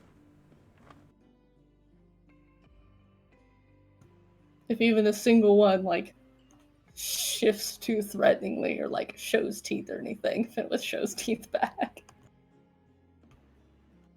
But otherwise surveys. Not a fan of this situation. Alexei does heed the First Lord's warning and takes a seat. Ishtar does as Takes well. a seat. Same. Oh, did he gesture us to chairs, or did I miss No, anything? he just says make yourself at home, and then just motions to like everything. Fair enough then. It seems like he implies that the place you guys are in anyway is yours to roam.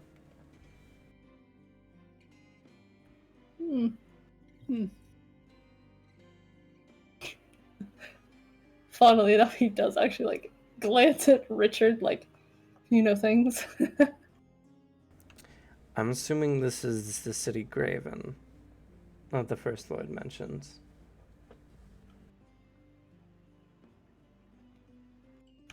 Well, I don't like the way those things are looking at us, so might not want to get too close. I'm sorry, my lord. Richard steps forward. You're very accommodating. Is there any reason particularly that we deserve such an honor?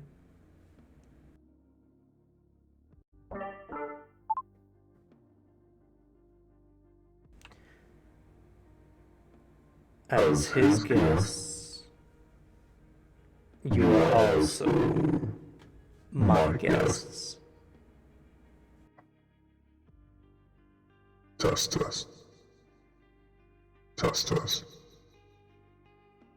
Sorry, one more time. As his guests, you are also my guests.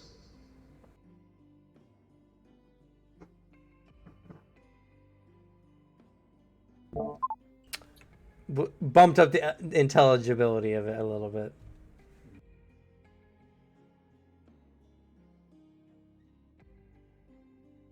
Oh, fun, and it's our spirits. Ishtar doesn't have the Daedalus with her, so she can't go, hey, is this who I think it is?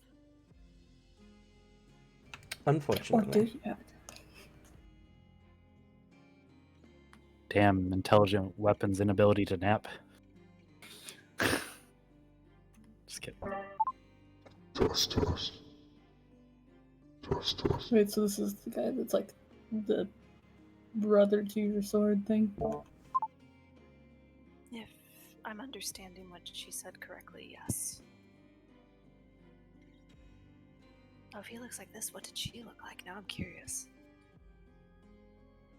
Finland suddenly is like, yeah, holy shit, what does she look like?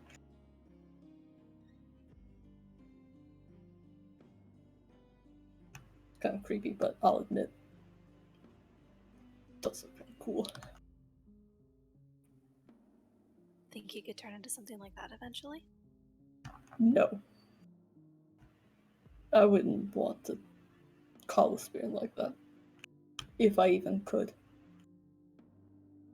Some things are too strong to call, and other things it wouldn't be a good idea.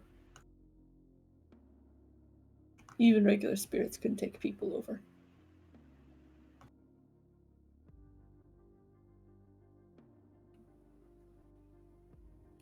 So you are the master to the First Lord, yes? Is what I am understanding. You would be correct.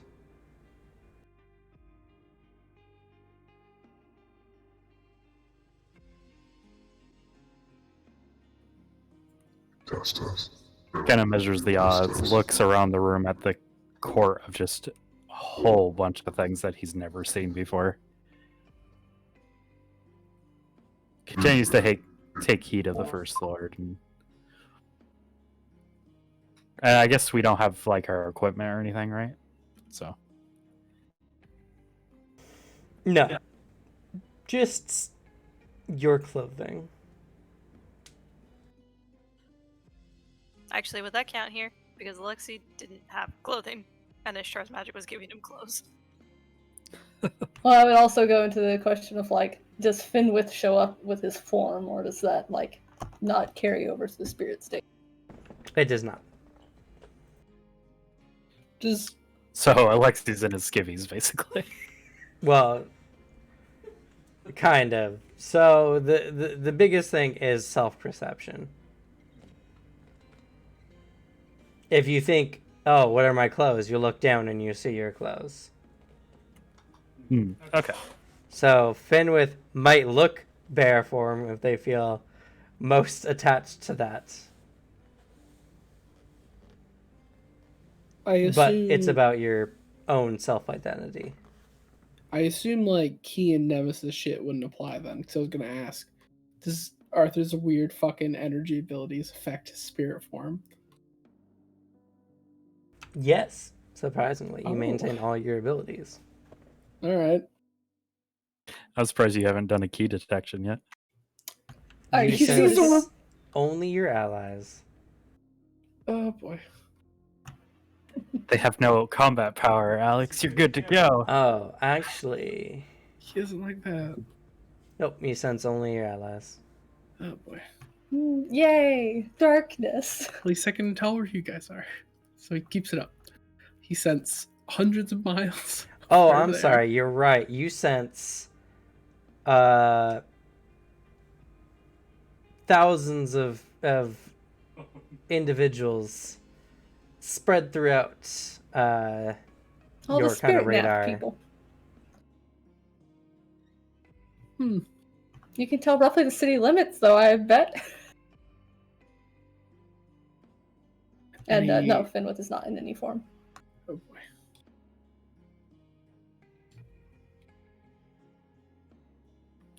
Enter the building the city song from Warframe.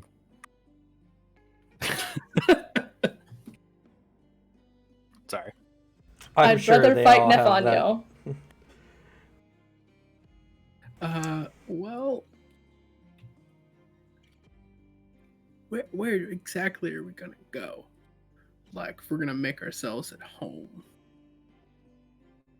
Like, he just gestures to everything. You asking that to us or Yeah. him? To you guys. I don't know, I'm just planning on sleeping. That was my plan. I don't do this often. Should have used a lamp.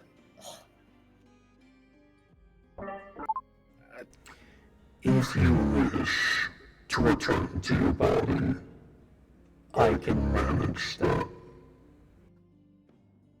Actually, I mean, in this city, you wouldn't happen to have anything that can like heal wounds faster, do you? Because I need that. Simple. With a wave of his hands, your injuries are gone. I'm full up. You Yes. see like a soul Oh, shit. fleeing and screaming into you. But the question is, does it carry over? It's a good question. So maybe keep track of your health Yeah, I before, am. just in case. Pretty dope, because I have a lot of health that I'd like to use for these sessions. Like, looks down like, huh, thanks. Oh, you know it would be a good question. He I said need to look souls up a won't name real heal, quick. so. But like puts a hand on your shoulder and just like, is your soul hurt?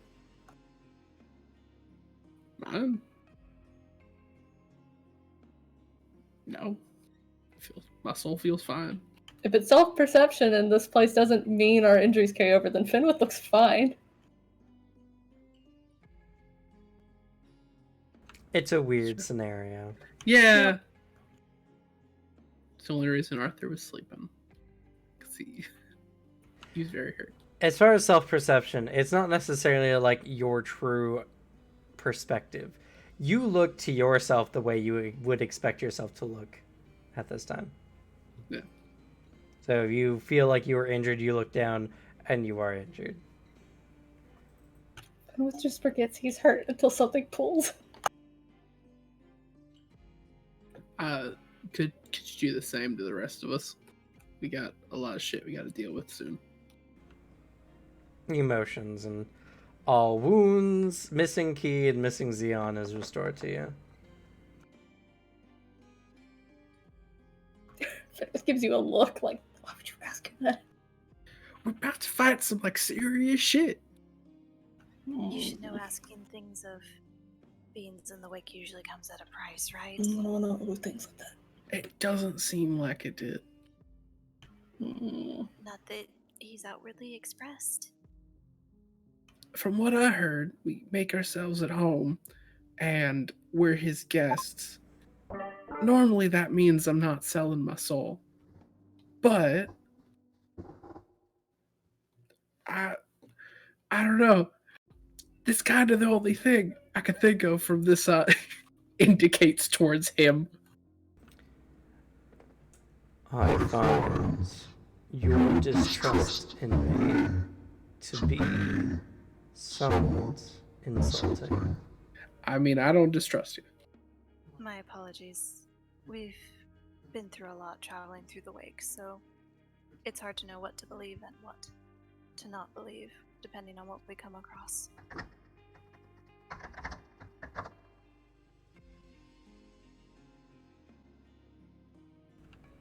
I meant no ill intent. I was unsure as the nature of something of a request, despite saying yes, as we have been in the realm of wrath, where accepting something changes. He raises his hand to stop you from continuing forward. Be sure it doesn't happen again. I am your host.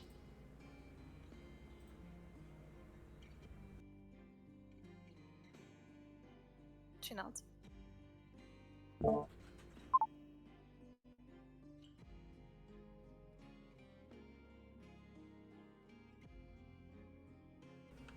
And every time he speaks, there's just this rumbling presence that fills the room. Even to the point that the slightest change in the mood even causes the variety of demons and beasts in the room to take notice and somewhat quake.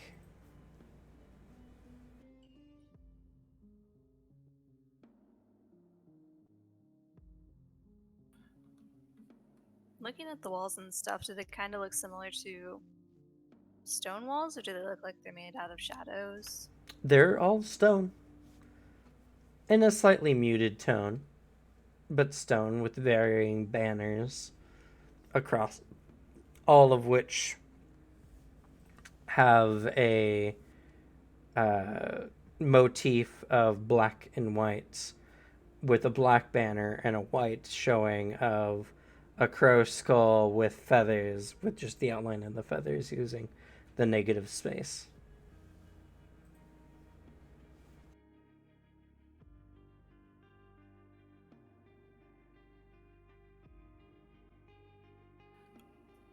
Would it be alright to ask a question of you?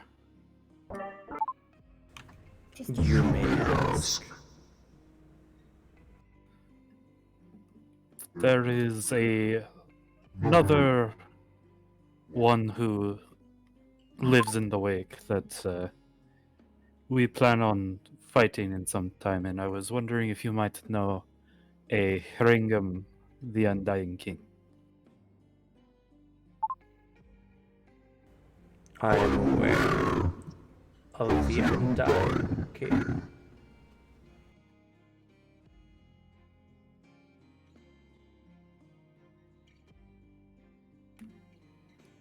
Would you happen to have any relevant information that we might be able to learn from?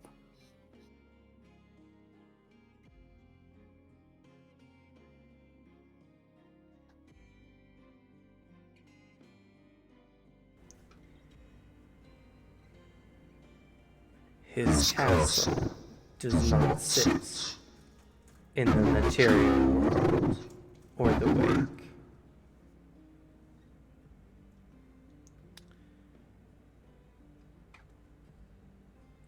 time would be limited unless he gave you permission to stay longer. Also, he currently moves to retrieve his lost book.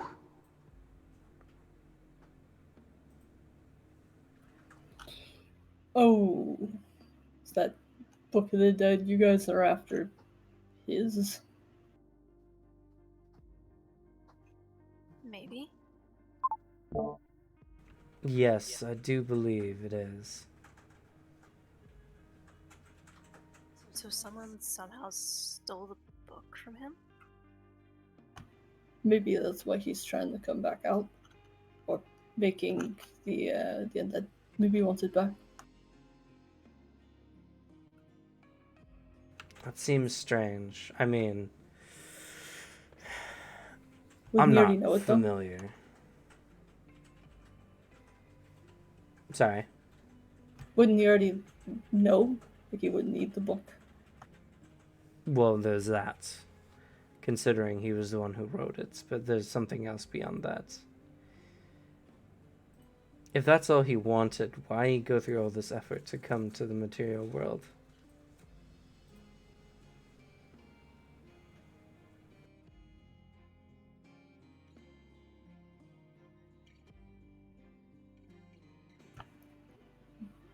Kind of pokes Alexi and just giving knows why he's coming. He's invading, making an army or something. It's like he's too big to really hide behind anybody. Still, Alexi's definitely between him and him. That's fair. Right.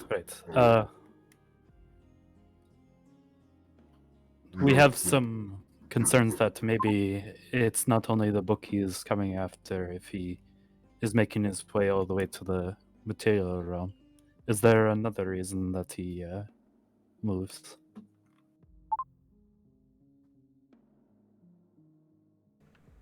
He, like many of the ancient kings, senses the approach of the messengers.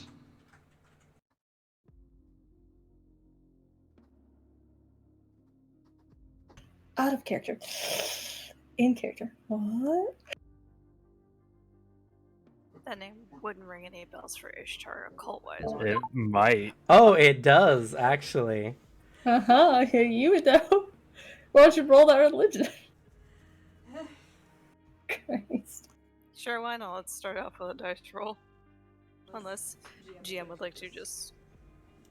Go ahead, make a dice roll. Maybe we'll get some spicy extra information. Would they just be standard cult or occult religion? It's your occult religion. Okay. Congrats on also being the first one to ever have to roll for knowledge on the messengers. That's not a good thing. That's a oh the phase is changing kind of thing.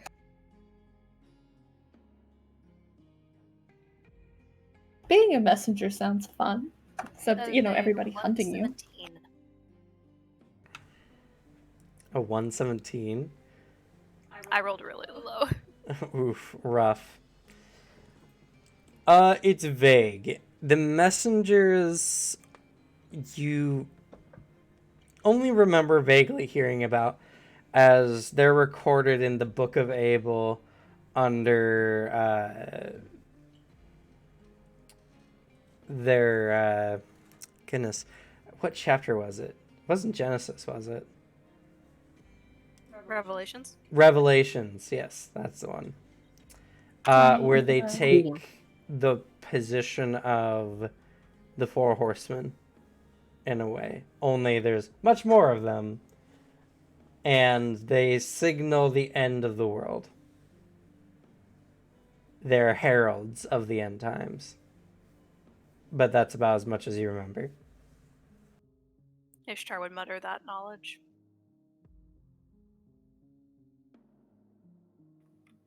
Kind of hearing the relative information.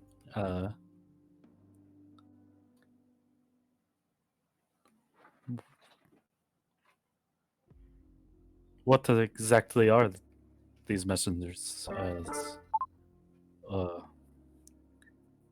I guess our friend here says they are heralds of the apocalypse for the Christian religion. Yes. More so than that. They are a force Of chaos and destruction.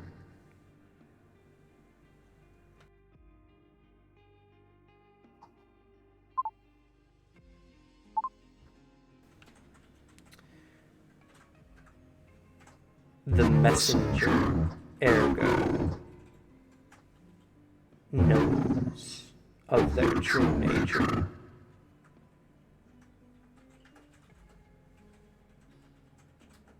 Though currently he is in the confines of your church.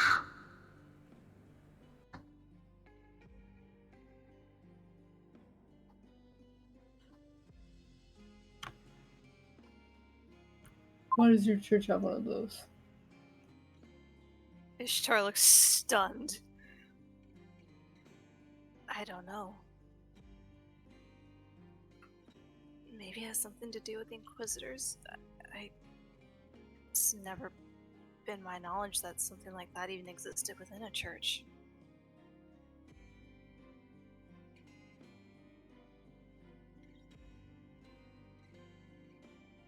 But if that's the case, something really strong has to possibly be keeping something like that in place.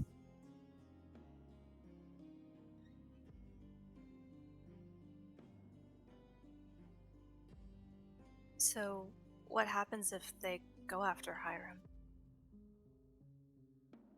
After who? After the thing they're hunting. Haringham. Haringham. What happens if they happen to defeat Haringham?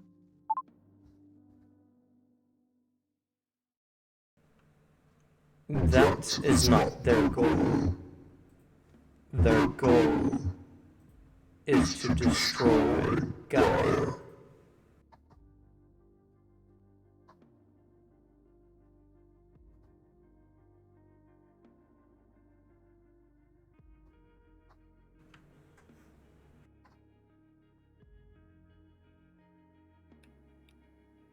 Is that what you're doing? Preparing for it as well?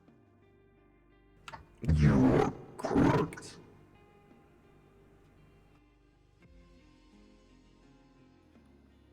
But wouldn't these messengers need a army bigger than anyone has ever made? I mean, Gaia is a very big place.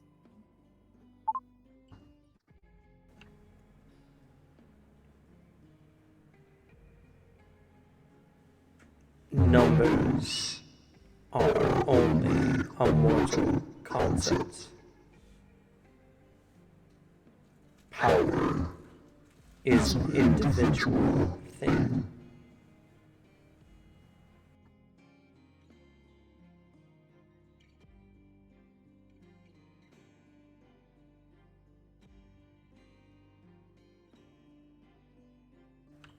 I will not go on to explain everything. You will find out the rest in time.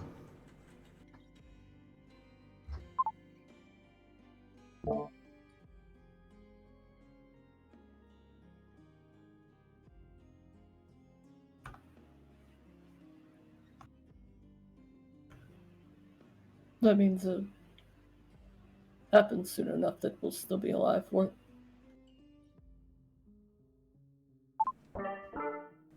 Only you can determine that.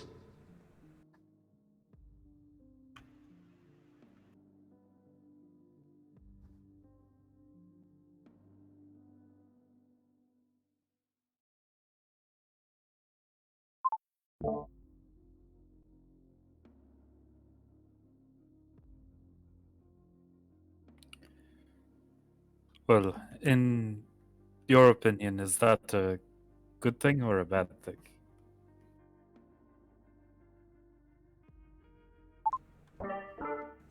To what are you free. These messengers destroying Gaia, I mean. That would be a bad thing.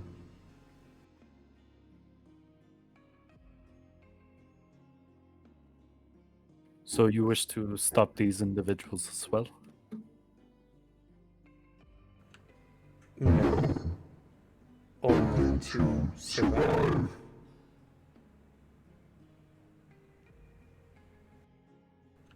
They are not anything that we could hope to defeat.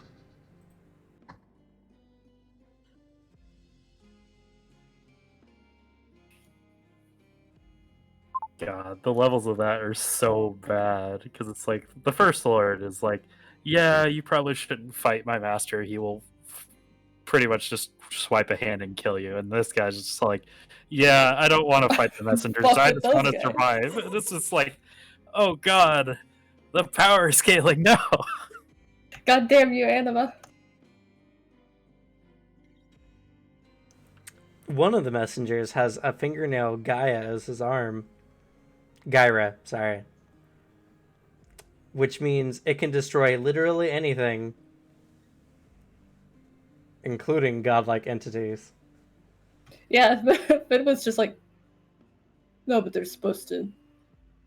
Gods are supposed to stop things like that. That's how it goes before in stories. The There's gods nothing I can are do. powerless to do so. So how would you survive? How would anything survive? That is a good question. Well, there's more things like you, right?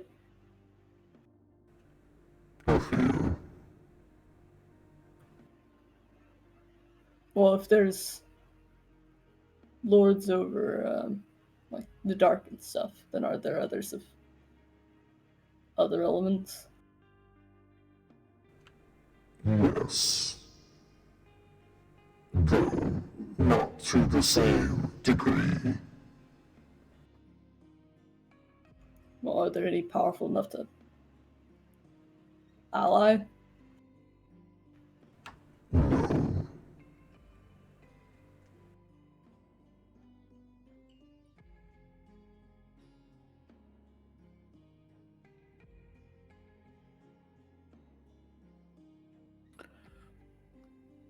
No, now that I think about it, we were told by the First Lord that you are trying to come to the material world with him as an anchor.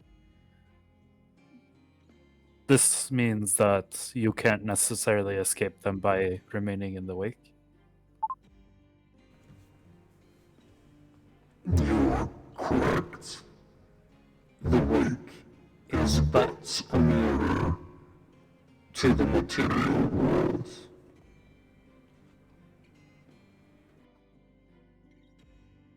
They destroy it. Destroy the mirror.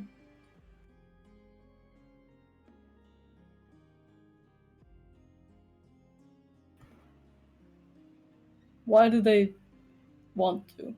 If anyone knows, I guess. Who would make something like that? They're bound to by fate.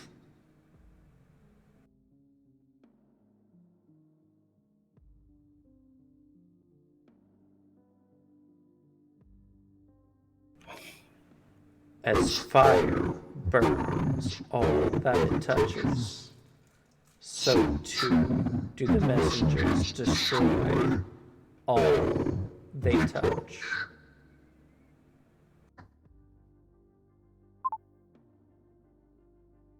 If that's the case, then aren't there others that would naturally oppose them? No. Because that would mean something could oppose them.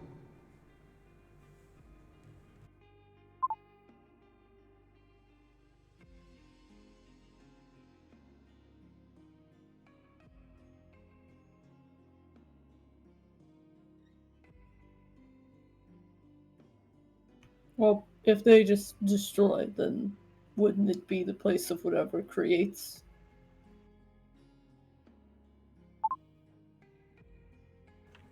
That does not matter to us.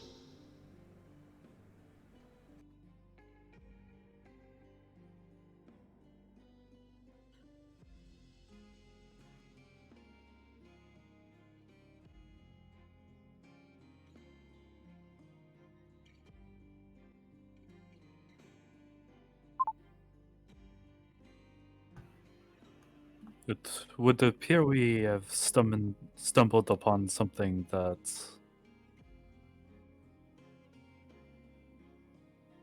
by the sounds of it, is beyond us right now. It's saying mostly to the group.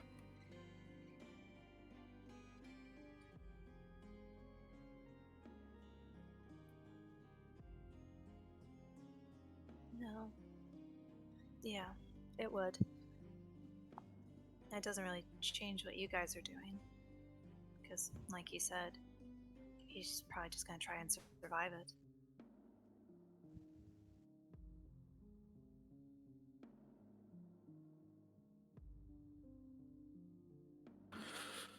Well, as a Throskolier, I can't just stand by and watch my homeland and other homelands go and be destroyed like this.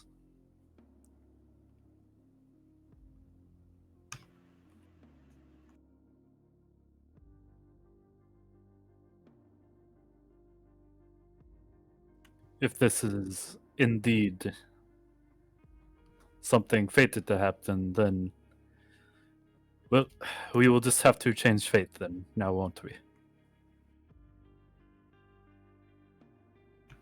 Fates don't like that.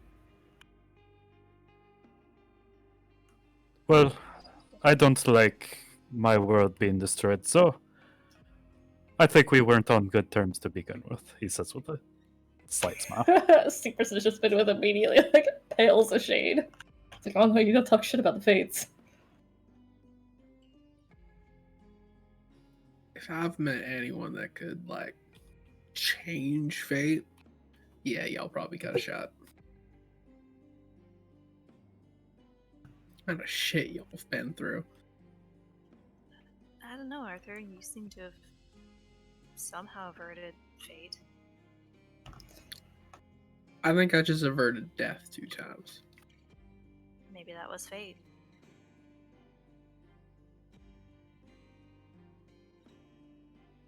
Truthfully, I don't think a lot into it. But this is more sounding like, as much as your belief that numbers don't matter with power, if enough individuals with sufficient power were to join together, then maybe.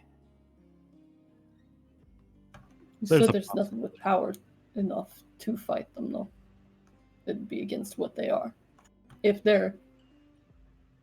what they are is destruction, then they wouldn't be that. If something could just stop them. And he kind of like obviously looks frustrated with the words as they don't come out how he wants them. But he just waves a hand. The Aether have their Ragnarok version in Anima as well, too. Correct. Okay, then he just throws up his hands a little. It's Ragnarok. It's the last fight. A good fight to die in, if you can live to it. But it's the last fight.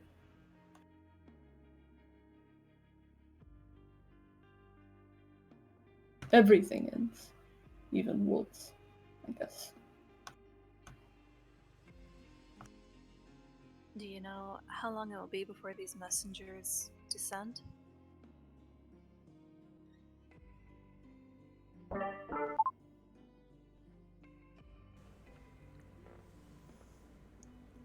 We do not know for sure. But we do know we have a few decades at most. just hisses in through his teeth.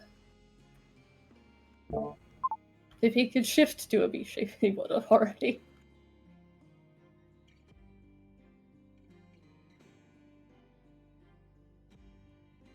Well, there's that then.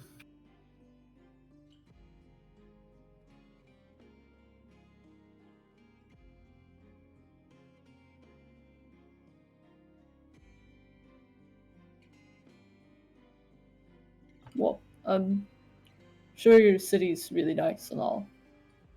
Not really what I'm used to. But, given that, I think I'd rather just go to sleep. If I could ask one question, though.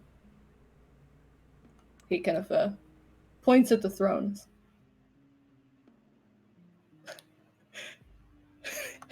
Sorry. So stupid. What's it, made of? Looking With at a the wave of elaborate his display hand, of... Finwit disappears. Damn it! Oof. He's going to dream about what that thing's made out of. Yeah, ditto on that request. Save for the last bit. Before you even finish, he waves you away. Yeah.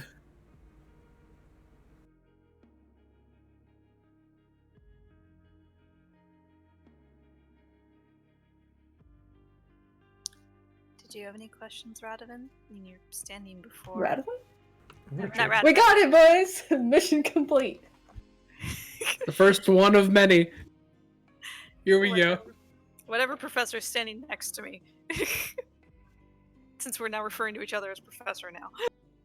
Well, that's either Alexi or Richard, so... She points at Richard. Do you have any questions? You're got a chance to speak with a Lord of Darkness. As interesting as that is, I'm more interested in necromancy than darkness. And I'm sure there's a lot I could learn here, but not before time was up. Still, Doesn't want to take up manual labor. I might as well go and walk around the city and see what all the fuss is about.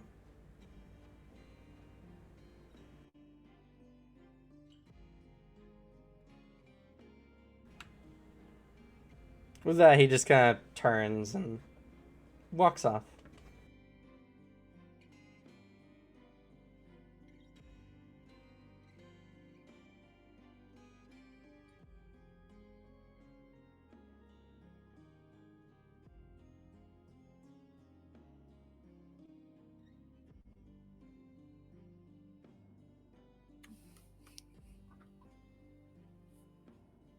Well, if there is a fight, I will definitely be a part of it. And as great as fate may be for a couple of my comrades,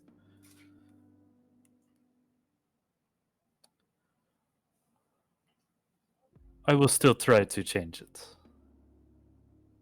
After all, if everything's guaranteed, then what's the point? I won't bother you with many more questions. I will take a look over your city and then leave after seeing it.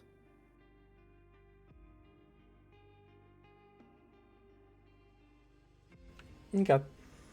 So, with that, you turn, walk out. You find yourself in many lavished halls, though with many of the dark decorum fitting the title of Prince of Crows. You eventually find your way out to the main gate. Looking about, you see a large city filled with a variety of beings, many of which you don't know of. But, surprisingly, you see the slightly translucent forms of humans. Currently, in the process of moving heavy materials along the main roads. Do the humans look distinctive, or is it pretty much like just a bunch of like blanks or something? They look rather distinctive, mostly, except for those that have deteriorated too much. Like, it does it seem like they actually age here, or is it more like they're just slowly disappearing, sort of thing? The more translucent they become, the more their features kind of begin to fade.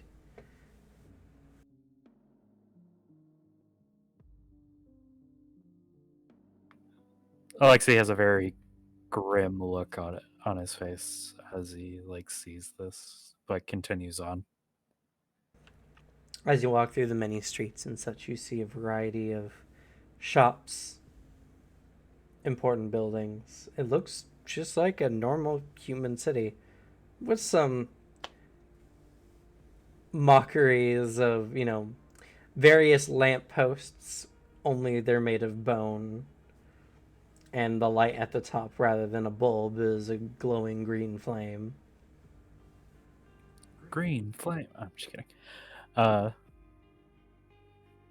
Does it look like anything's running right now, or is it just like well, no pun intended, but like a ghost town with people just like working in it or building Yeah, it? many of the buildings do seem to be in operation. And like manned by the same spirits. No, manned by the various entities that live within the city.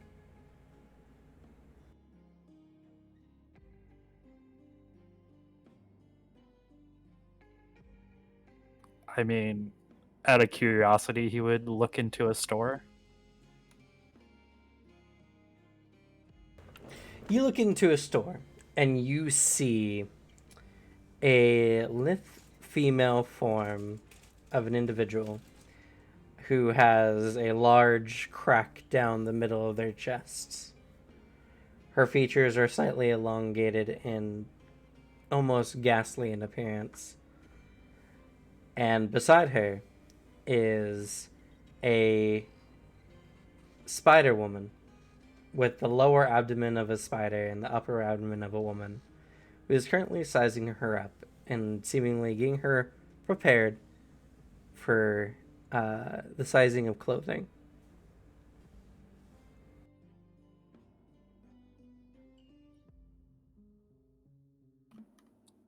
He'll wait his turn, kind of just observing what's going on here. So you like enter into the shop? Yeah. Okay.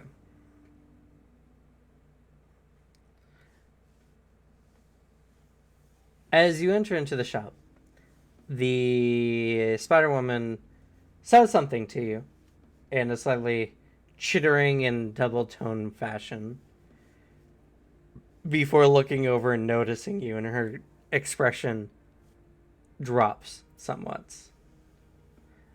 But then she speaks in a Latin and says, "I'll get to you in a moment, sir." Take your time. I understand you have other customer.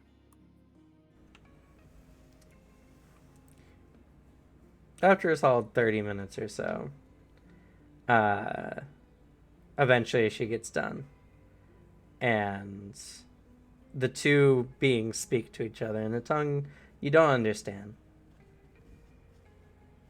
before the lithe, ghastly female form kind of leaves the shop. And she comes over to you, kind of sticking some pins in one of those, pin bracelets. I don't know what their name is called. They're just pincushions. Pincushion. And she's like, "So, we don't get many of your kind here. How can I help you?" It was kind of a surprise coming here. It is a lot for your kind, I'm sure. I imagine my gold isn't necessarily wanted here, or is it fine? We'll take your gold.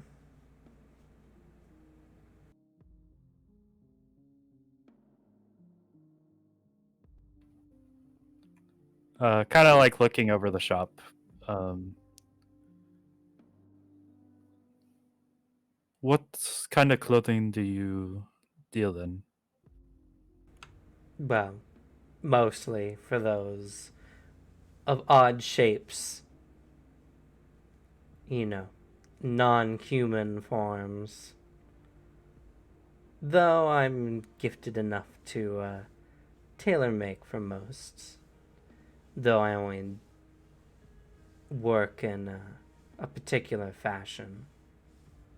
She looks you up and down, seemingly displeased.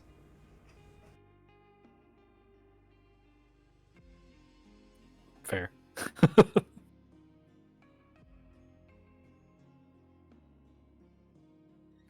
If one were to... Oh god, do I even have my gold with me technically? Technically I don't, do I? No, you don't.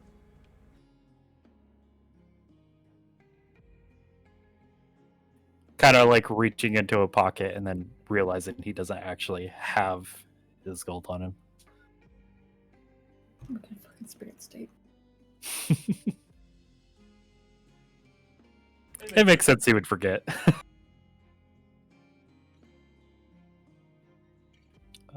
It would appear I don't have a way to pay, unfortunately. Then please get out of my shop. Of course. And he'll leave. You hear disgruntled, chittering demonic noises as the Spider Woman goes to do their own thing. We'll move over to Ishtar for now. What do? You're still in the throne room. She does have a few questions for the Lord, but nothing the rest of the people need to hear. She is curious about Nox and figured she'd ask a few questions about that to learn more about her.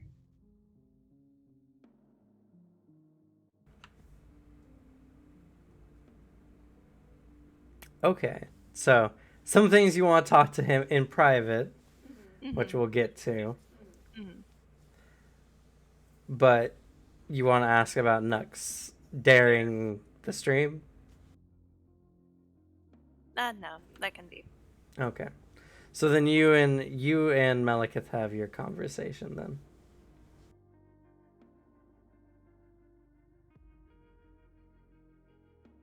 Then once the conversation's done and all that's over, she's ready to go to bed. Okay. He sends you away.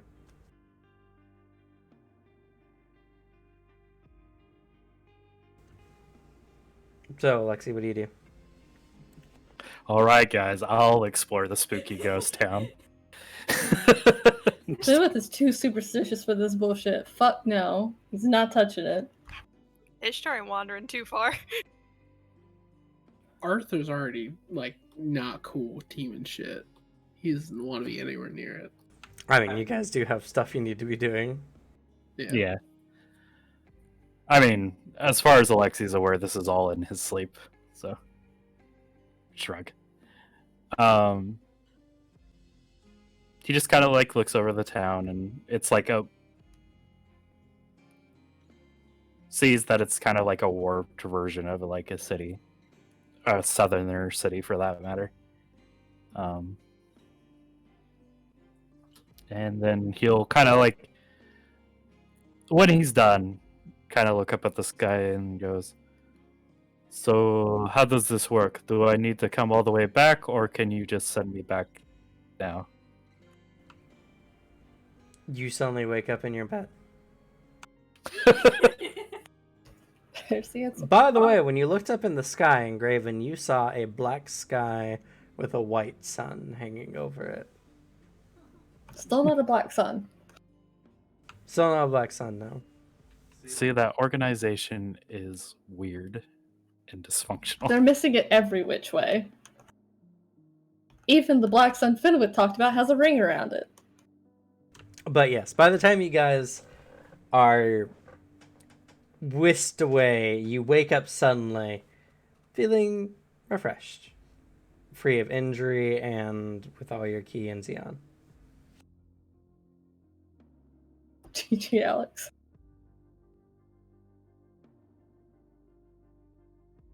Well, I already had all my key, but it's fine. I I'll needed that. take the health for sure. I had like 90. I have 225 total.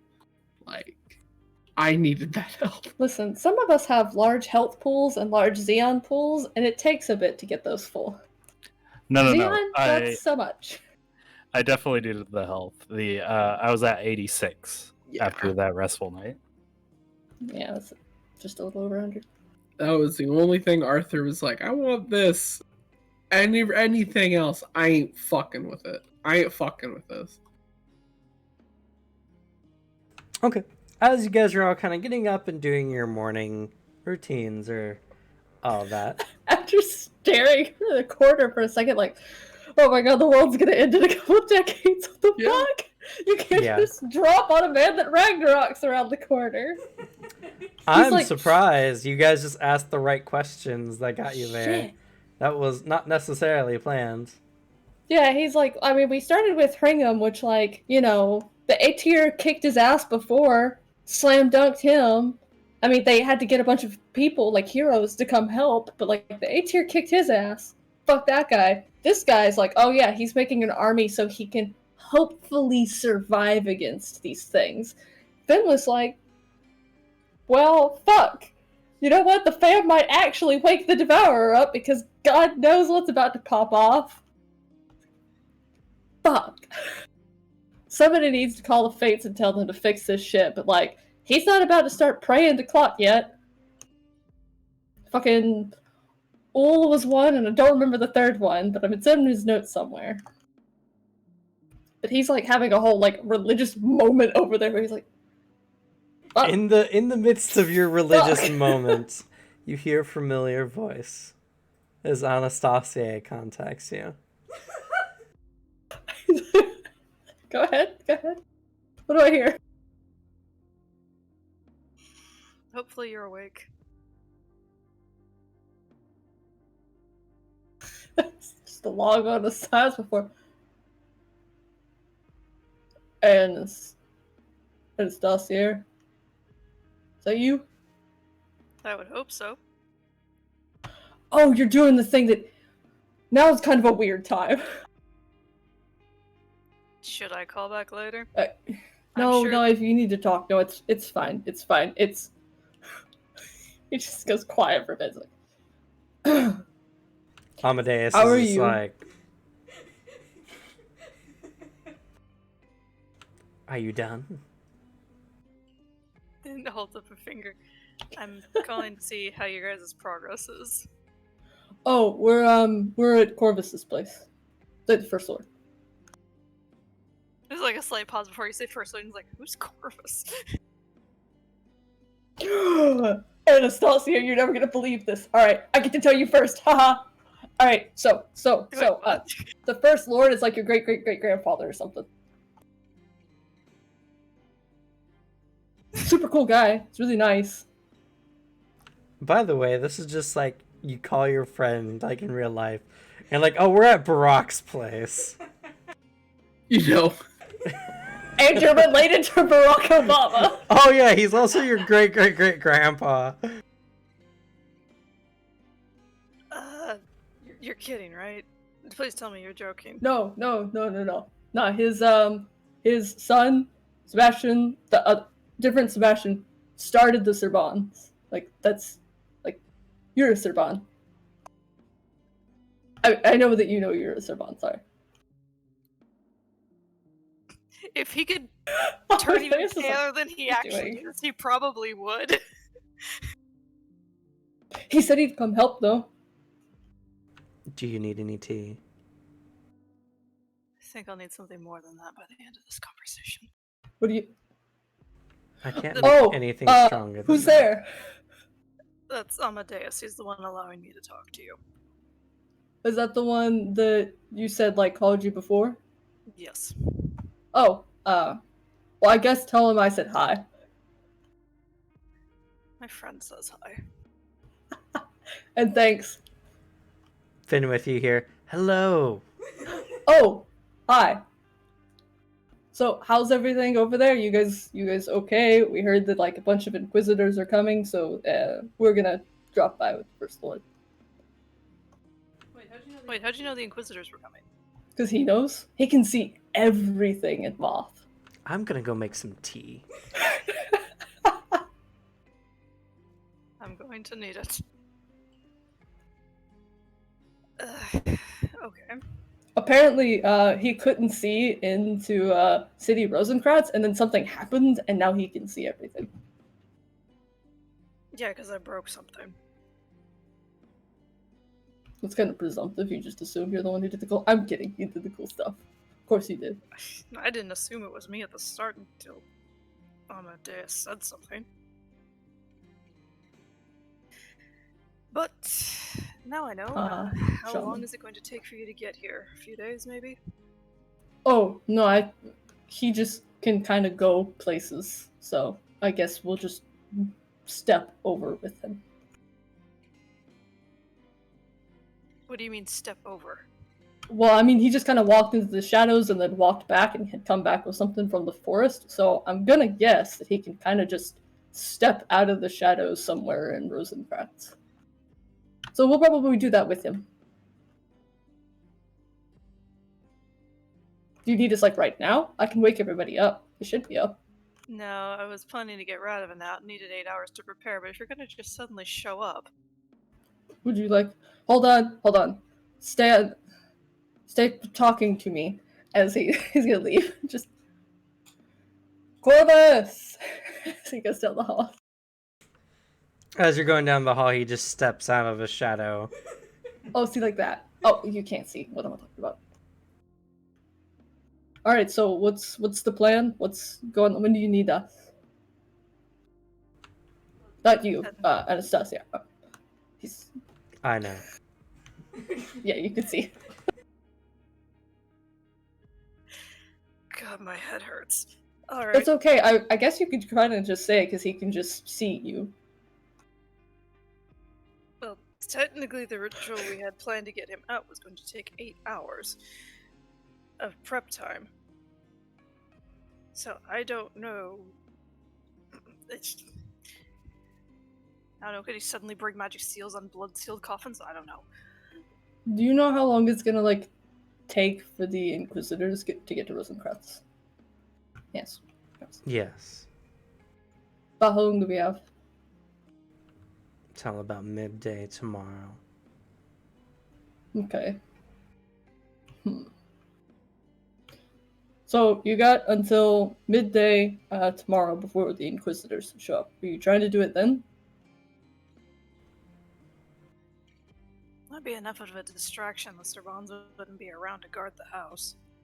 But then you wouldn't be around to fight. That's the hard part. Unless you wish to cause a distraction to get the Servans away from the house so I can finish the ritual. Wait, hold on. What am I talking about? Maybe we don't have to ask permission. Can you just get Radovan? Like, you can just tell Iqbal to, like, let him go, right? I can try. Oh, well, like, try and ask him or try to make him? The most I can do is ask him. He seems... well, resistant to the way I've set things up for the Vitella.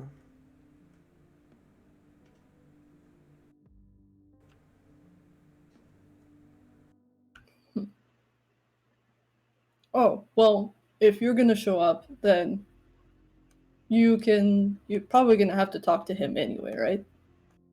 I was already planning to. Yeah, because he's breaking the rules. He kind of puffs up his chest, being rude. Who puts their son in a box? Especially not a cool one. He just kind of like waves a hand and passes it. And it's like, all right, so when we show up, then the First Lord, Corvus has got to talk to Iqbal, so that would get Iqbal out. He'd have to go talk to him. True, but that still leaves the Servants. Unless they're going to go, I don't know what they're going to do when they... Well, I mean, I beat up your brother. I could probably pick one up and throw them. Can you carry a stone coffin out of a house? I don't know.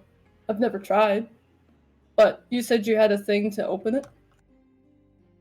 Yes, unfortunately it takes 8 hours to prepare for the ritual. Okay, well then we can just, you do the thing for 8 hours, we show up roughly around that time, he talks to Iqbal, and either Iqbal lets Radovan go, or he doesn't, and they keep talking, and then we just go make Radovan be gone.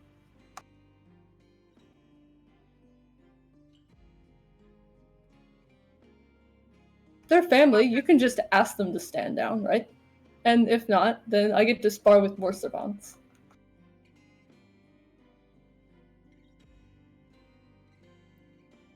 Okay. I promise I won't hurt them too bad. You guys are kind of hard to hurt too. Alright. I'm probably not the one you should be making plans with, but you should talk to Sebastian and make sure it sounds like a good idea. He knows things. I will let him know. Right, you will be back in about 8 hours. Oh, huh. Looks over at Amadeus. It's almost done. Oh, so if you don't call back and like tell us to like the plans changed, then we'll be there in about 8 hours. Alrighty. Don't do anything too dangerous without me. No, don't worry. I can get in plenty of trouble. Oh, no, but I want to be in the trouble with you. More than likely you will. I get to tell you about all the fun stuff that we find later. Bye to both of you. Bye, thank you.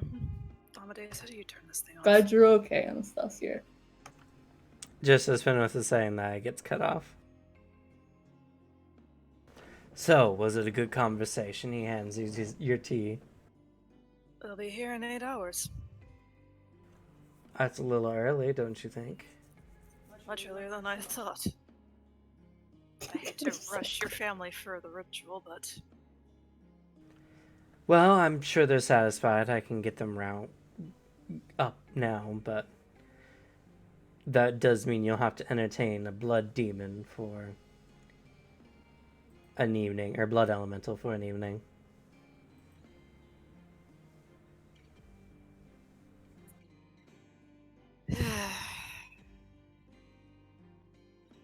Well, we'll see. You can just call back and change the time scaling. But with this just going off what you give, as he said, you should probably be talking to, like, Sebastian or the DM. Can you talk to both at the same time? Earring. Can you get a conference call? Oh yeah. I will only Get the do that earring in if for the you talk conference with your own character, Alex. No, Then there's your answer. I'm not. That's not a. You don't want to that's plan not- with Arthur. I'm not gonna. Arthur's not in the scene. I'm not making Arthur walk in. Oh no, but if I'm going to be talking to 2 people, you better be talking to 2 people as well, including That's yourself. nowhere the same. You're talking about having a normal conversation instead of like talking to myself. That's the like the dilemma you're giving me. We said we'd get you to talk with yourself. I'm not doing it. It's fine. Well, Finwith should not be the one to decide the time scale of this little venture, so if you need to change it, that's up to basically the knowledge the DM provides to what's actually going on in this. Probably If it save works, things. it works. Save things, he would eventually adjust time so things would work out. Okay, sure. So you guys eventually... excuse me. So, now's a perfect time. First of all, does anyone need a bathroom break? We're hitting by the last hour. No, only roleplay. None of you are allowed to leave. Get a Mountain Dew bottle. Can I at least grab some water so I actually have a voice to talk with? You may Go very get your quickly water. because I can see your kitchen's right there. Go on, scuttle. Anyway, Unrelated.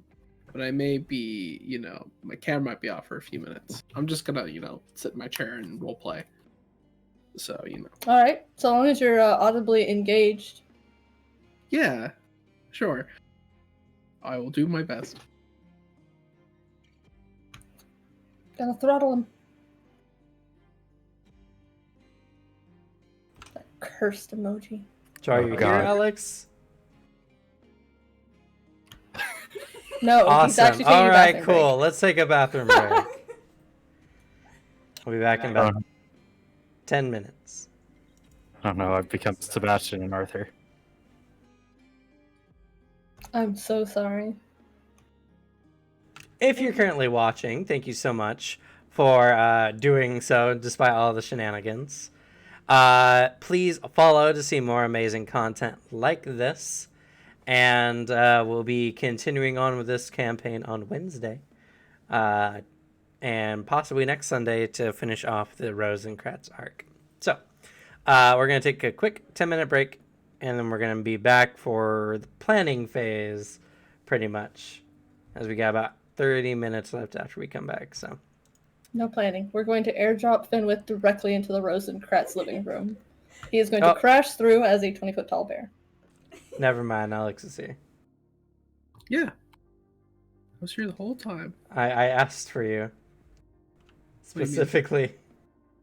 Yeah, you didn't answer because you left. You abandoned your post. Yeah, it was the You damnedest. lied. It was the damnedest thing. My headset and my mic disconnected right when I turned off my cam, so I was just fixing that. Sure.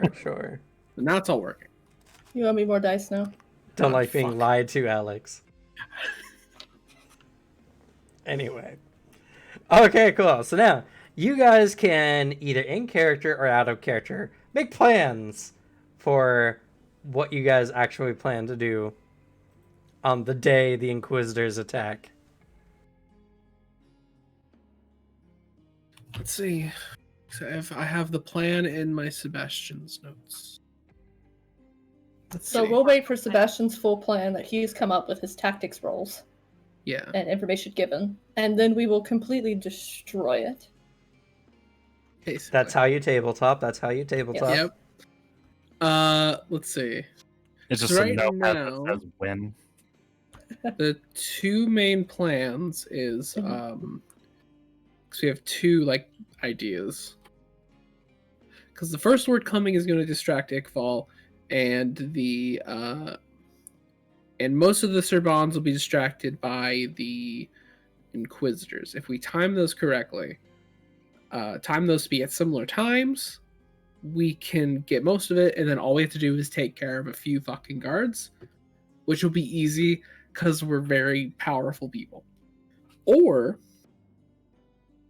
simply another house member can request to meet with Iqbal, which is fucking dangerous. But we already have the First Lord coming, We and that also- plan was. We already out of character know that they're gonna duke it out, so Yeah. the only So- question is I really don't want Fenwith to be involved on the little rescue Radiv adventure, if only so that he can watch the badass fight going on outside. Yeah, I don't know. it's. If he had to choose, he'd My have to choose priorities between right. watching the fight and fighting Inquisitors. Well, we don't want that to happen at the same time, probably. No, but they'll be in the Because- same gap of time. We need at least a similar gap, because we don't want the Serbans coming back partway through. We don't want, and vice versa. Well, it's, If we have the fucking First Lord present, I think his verdict kind of overseats Iqbal's, given the Serban house is his lineage, and also he's the fucking First Lord, and Iqbal's. I mean, we know, magic-wise, that he's incredibly powerful to the point of being an equal, or at least close enough. But, respect-wise, who are you going to listen to? The guy who entirely changed your fucking race with a snap of his finger? And covered the whole Principality in darkness? Or Douche McGee, who's keeping everybody in line? If sicko dude says, "Nah, fuck this guy. You guys don't worry about it." If I was sponsor, I'd be like, you know what? Sounds good. I'd like to Guy's a see how this douche. plays out. Yep. This is gonna be sick as hell. Yeah, at least with the tactics roll that Sebastian made and giving all the information, that was his idea. You can also ask Lauren T to like, hey, you should have whatever Servans are like on duty at Iqbal's house probably accompany with, because we don't know what's gonna happen. That gets them out of the way. I'm pretty sure the First Lord rolling up to talk to Iqbal is more important than watching a fucking coffin. And what's Iqbal gonna do? You go. First Lord, you stay. Yeah. The problem of it happening at the same time as the Inquisitors is we're splitting a whole bunch of people a whole bunch of ways at once, and we don't know how dangerous the Inquisitors would be. There's not a High Inquisitor that the First Lord knows of. But, like, that's still a lot of people, and there are not a lot of Servans, even with Tristobal and Donovan helping. That's if they decide to help. So, out of character and in character, at least on Finwith's side, he wouldn't want the Radovan rescue mission to be happening at the same time the Inquisitors knocking on the door is, because he doesn't want you to lose family members because you weren't there to help fight. That's kind of tied up in some stuff, you know? Actually, Anastasia would know that Tristobal and Donovan were going to help Yeah, that's right. because of the one letter. Yeah, the letters requesting aid from the clans.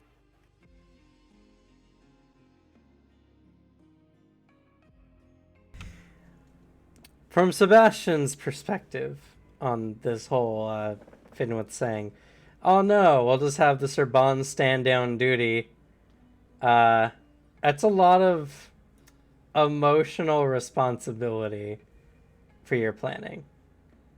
From your perspective. Well, I mean, his alternative is if they don't stand down, I pick them up and throw them through a wall, you go get rid of them. Yeah, it's... It would serve as a distraction if we needed one. And it wouldn't put Serena or Doc at risk too much, because if they start doing shit in front of Donovan, there's a good chance they'll just try to kill him. If Donovan's in the area. Donovan wouldn't be there because this is going to the Rosencratz home while Iqbal's beating the First Lord. And if anybody's going to be anywhere snooping, it's going to be on that conversation, not on a bear man in the back door of the Rosencratz house. And, I mean, Serena already has a signed death warrant by Donovan right now, so... Yeah. Yeah, the only time those two are going to be relevant is in the fight with the Inquisitors, we would hope. So Fenwith acts as a possible distraction, just in case the Servans don't leave. I mean to say that he would probably go with you in your blood elemental. And if we can't ask the Servans to stand down, we make the Servans stand down. If we can't just scoot around them. But I doubt we're going to scoot around them. Okay. Plus, Fenwith would get to see a blood elemental. It'll be cool. Don't think there's anything to take off of that, but it's fine. It's an ally. Maybe. Okay. So we have plans for Anastasia and Fenwith If that to go passes the Sebastian test. That's the thing.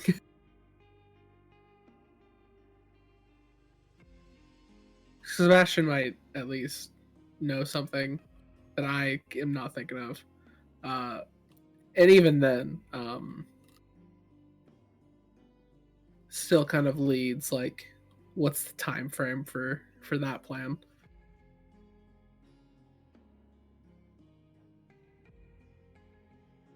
Like, do we do that part before or after Inquisition?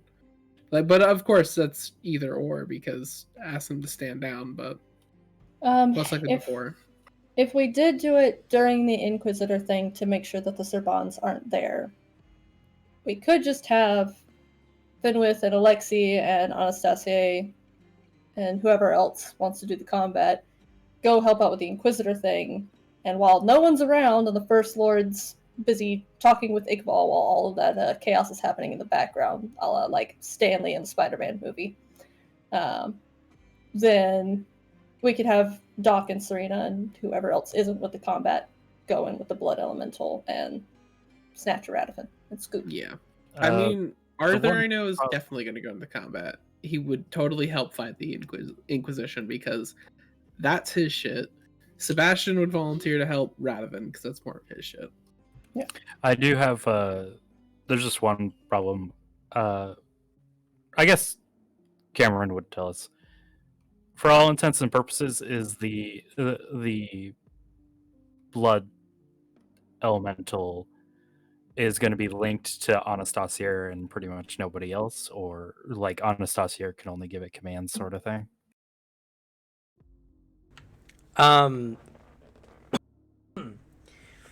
As is set up currently, Amadeus will be the head summoner and will summon the blood elemental and instruct it to assist Anastasia. And only to assist Anastasia. So that order could just be changed to assist that group to go in there and free him. And then you're unsummon it, send it away. Banish it. That's under the impression that Amadeus would want a group controlling the blood elemental. I mean, he would just give it the stipulation that it's not to harm any Vitella. That's fair. Yeah, because he can just give it the rules of like, don't hurt any people involved with this. Like, these people, break the seal, return, and then banish it or wherever. So it doesn't necessarily have to be bound to one person, just so long as it knows what its role is in the mission. Sebastian would know that if everything goes to plan, that both the Sorbons and Iqbal are all properly distracted. The number of people needed to go rescue Radovan would only possibly just be one. Maybe two. But if the demon can break the seal, then it can break Radovan out of his coffin. Then the person doing it would just have to bring Radovan rather than the whole coffin. True. And that's if he isn't even capable himself of walking. Yeah. And you could honestly go in with the blood elemental and just float Radovan's ass out. It's the one only thing is it's at least Sebastian's gut feeling is that's accounting for so many variables. He'd still bring another person with him, like as safety, because he prefers to plan for the worst. I mean, and if it goes smooth enough, then they can rejoin whatever plan is going on as soon as they have Radovan safe and acquired. So yeah, that's a good point. You know, would be a great help to Sebastian. Arthur. No, he's fighting. No, he's gonna be Arthur's fighting mowing down Inquisitors. Not even Yes. for the joke I'm am I just kidding. pretending that Arthur isn't out there fucking guns blazing. If If it required fucking ignition. you I go couldn't to Arthur and say, all right, you have two possible roles. Either A, rescue mission, you sneak in through the back door, you get Radovan, you get out of there. 2, you fight. 50-something Inquisitors. My skill set's like one of those things. Like, I can do the second one very well. The first one, I will roll shit on. I will just be there. I won't be helping. I'll say just howdy. be there. I'll I'll say, be like hey, the NPC you talk to and I have 2 lines. been a long time, Radovan. And then that's it. I guess No, that's the question then. Who would Sebastian pick as the secondary? Yeah, exactly. That's what I'm currently thinking. I'd say probably between Serena and Doc then, because Doc can teleport if there's like an emergency, like utility aspect, though you can float stuff anyway. And he might be useful for helping out with Radovan. Yeah. But Serena's also a healer, and if you had to say keep Amalia back or something like that, or somebody else, if there was another Vitella in the house, Serena's light screen would be really useful. Yeah, that's it where takes my her away thought from the process- Inquisitor fight, which is also incredibly dangerous. You know what? Doc would say, just send Serena with you. Yeah, But that was my thought process too. Serena wants to help everybody. That's she the can't thing. be everywhere at once. Unless you got Uh, multitudes of bodies hidden in your tiny little body. Arthur, I need a key lesson. Speed run getting multitude of bodies. But yeah, actually, because Serena will be able to help, and also another thing is Sebastian doesn't want to do it alone because he wants someone to deal with Radovan, especially someone who knows him.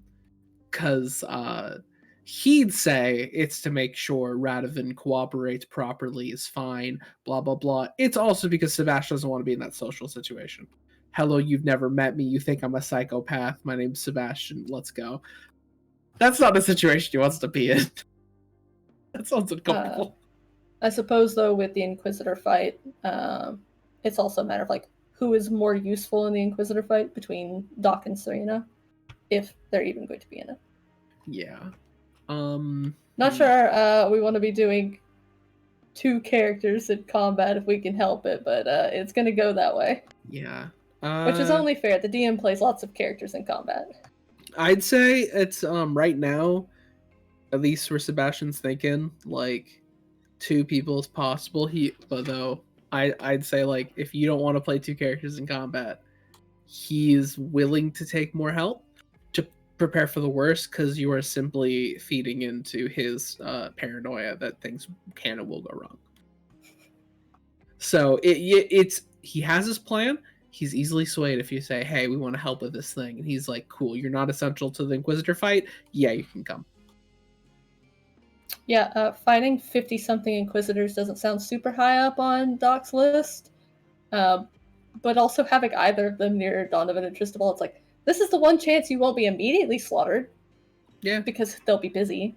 Yeah, But, it's the only thing he would outright no to is if like Finwith and Alexi was like, "We want to help the rescue mission." Like, no, you need to fight some people. I've seen you. You're terrifying. Finwith and Alexi is like, oh, we've been doing so much fighting, and that be such just break up the pace of What doing happened a in the rescue mission. forest? What happened to you? Are you This is- concerned about us? This is unbecoming. Growth! No, I'm fine with Doc being in either grouping. The Inquisitors are just be a bit more careful about, but it's not like he's fighting all of them at once. Yeah. He's more inclined to aid Radovan because it's Radovan, and so far all the Vitella are on his shit list, except Tristobal, who's like, he's got some begrudging, like, not respect for, but like, I guess you're not vomit-inducing. Baka. Sebastian would extend the invitation. He would ask if Jock wants to come along. So then that leaves Serena. And then Serena, he would say, like, he would explain that he needs your assistance and explain why your toolkit is useful to him. He would also, at the end, tack on and your familiarity with Radovan. Well, I do want to save Radovan, so let's do that, and then we can try and help stop things after. Perhaps.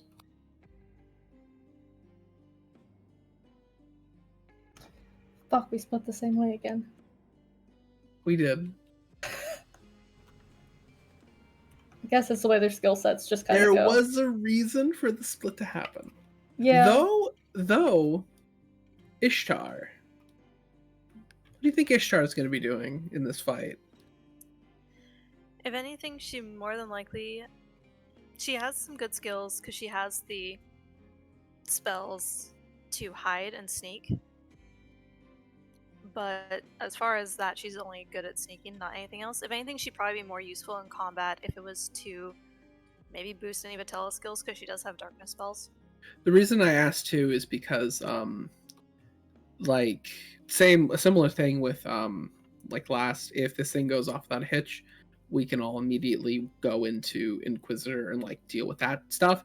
Like, not everyone needs to go deal with Radovan. So Ishtar's got a lot of magic stuff that can help with the rescue in case things go shit. Like, so the one thing is that I assume any in character request stuff is happening through a lot of magical telephone Mhm. because Sebastian is very just not aware of your existence. Oh no. Alright, so another thing to throw a wrench in though. Oh shit. If Doc Inquisitor fight, I get to use dagger. That's fair. If you want to fight, It would be Jock's Dagger. first time of being able to fight. That's true. he extended the invitation. It's up to you to refuse it. He did not. You're not like you not attending is not going to fuck up the plan. So it'll just be helpful. But you also be In helpful in a fight. character speaking, it makes more sense for him to go help Radovan. God, I want to stab somebody with a knife. Alright, we gotta speedrun saving Radovan so that, like, oh no, the Inquisitor fight, we need more people. Let's go help. And Doc's like, oh, fuck, I don't want to help them. And then goes, and then I get to stab people with the dagger. It's a sick dagger, okay? Alright, fair. It is. You can stab any guards that are waiting. That are still guarding, but Donovan takes 2 steps forward and just was like, whoa. I don't like that. but yeah, then because I don't know if it was discussed or if I just fucking blanked it. What's Anastasia's plan during this? Where are they gonna be? His plan I up would until find that. now has pretty much been guiding the elemental in, getting to Radovan's coffin, getting him back out, maybe asking Amadeus if he can hold Radovan for a while so he can go deal with the Inquisitor threat. Okay. But we don't even need you for that part because we can just go in with a couple people. There won't be anyone there. So you don't even have to help with Radovan. You can go straight with the Yeah, family and then fucking throw hands. yeah, just fucking go to town. And then actually in that case, then he No. would want Ishtar with him because that's magic and Iqbal uses magic. I would pose, She wouldn't do shit, and you know it. I would pose as well that Anastasia is technically the most familiar with the area. I'd I say haven't been there before. true, but I feel like Anastasia And know where the traps might be. He I can just tell us where the house is and just just go in the explain back door, layout. down this hall, take a left, go down to the basement. Especially, I only mentioned this too because of how meticulous Sebastian is when he's pulling information from somebody. When he's like, I need every detail you have. And he will just guide them through. Like, I picture it just talking to Anastasia. Then by the end of it, he has just a small map that he's Yeah, drawn out. I and talking. think He's that person. between like the communication and pre-planning, best idea is to send all the martial characters to go help with the slogfest to prevent Anastasia having like a really bad character arc to follow. Yeah. And having the more subtle team members grab Radovan, yoink, and go. Yeah, then he would invite Ishtar to help because he believes that skill set might help. In that way too, because I also just realized that'll be fun. I don't think Ishtar has ever spoke to Sebastian. Well, Mix up the party just a tad. well, that's the thing is like, do we need Ishtar's magic? Because we have the blood elemental to break the seals. We don't need anything else. There I won't be think- anybody there. I extend it because like any magical traps or obstacles, they would at least know how to recognize and deal with it. Because Serena and Sebastian don't really have any magic. It depends if hemomancy, like if the blood magic would cover, I guess. Yeah, and I think just from thinking from it, like it would cover certain bases that us just can't handle. So it's better safe than sorry. And also, at least from what it sounds like, 'cause do you have the magic to fly, Ishtar? Oh, don't forget we do also have Richard. That too. Richard would probably be mostly useful on the fight, though. Richard's useless right now to y'all. Yeah. What? The Magus Rex is not gonna be like, oh yeah, totally used necromancy on all those All those dead Inquisitors. I assume it is because it didn't even come into like my thought process. I assume it's like what other team do you have? I haven't met everyone on your team. Okay, we have Ishtar, magician, like cool magic abilities. Great. We have the professor who can't use magic. All right, they're useless. Next. Like, then there's no point for them being anywhere. Just die. They can Richard goes. still Okay. sense magic. Like, that's still He still knows shit. He knows shit. He can't do shit. That's what Well, Sebastian. actually, his magic appraisal's probably still like damn fucking good enough True. to get away with most stuff, and he still has free access spells, so he That's can fair. still help out and be like, "This is how to get around this." I guess he can be there. And if he had to do something, he has the crystal, though we're trying not to use that since he's been in the McFucking Wake a billion times. Yeah, fucking Badge is just like, what have you been doing? Going through the Gehenna Forest. What do you fucking want? I can't pull myself from the wake. Do I look like I have the dream subpath? But Nice, Rex going. Fair, but don't take that tone with me. I don't have the thing to teleport. I can reduce weight, and I have free motion. As far as air spells go. I mean, you might have ways to get back to the battle quickly then. Because I think all of us do. Because I know fucking Serena can fly very fast now. Sure. Sebastian can't. I don't think Sebastian can fly as fast, but he doesn't have good maintained stuff. His stuff more like active. I believe in you, Sebastian. I know you can do it. I physically cannot. I don't have the advantage for it. You know what can happen though? She can give you a boost to your flight speed. Yeah, then that would work. But at least with that, Sebastian's plan would be get, I guess, Professor Serena, Ishtar, and him to go rescue Radovan. Three of them, like all four of them, just kind of being a safety net thing, dealing with a lot of different issues, and then try to get as quick as possible, and then have everyone who can fight.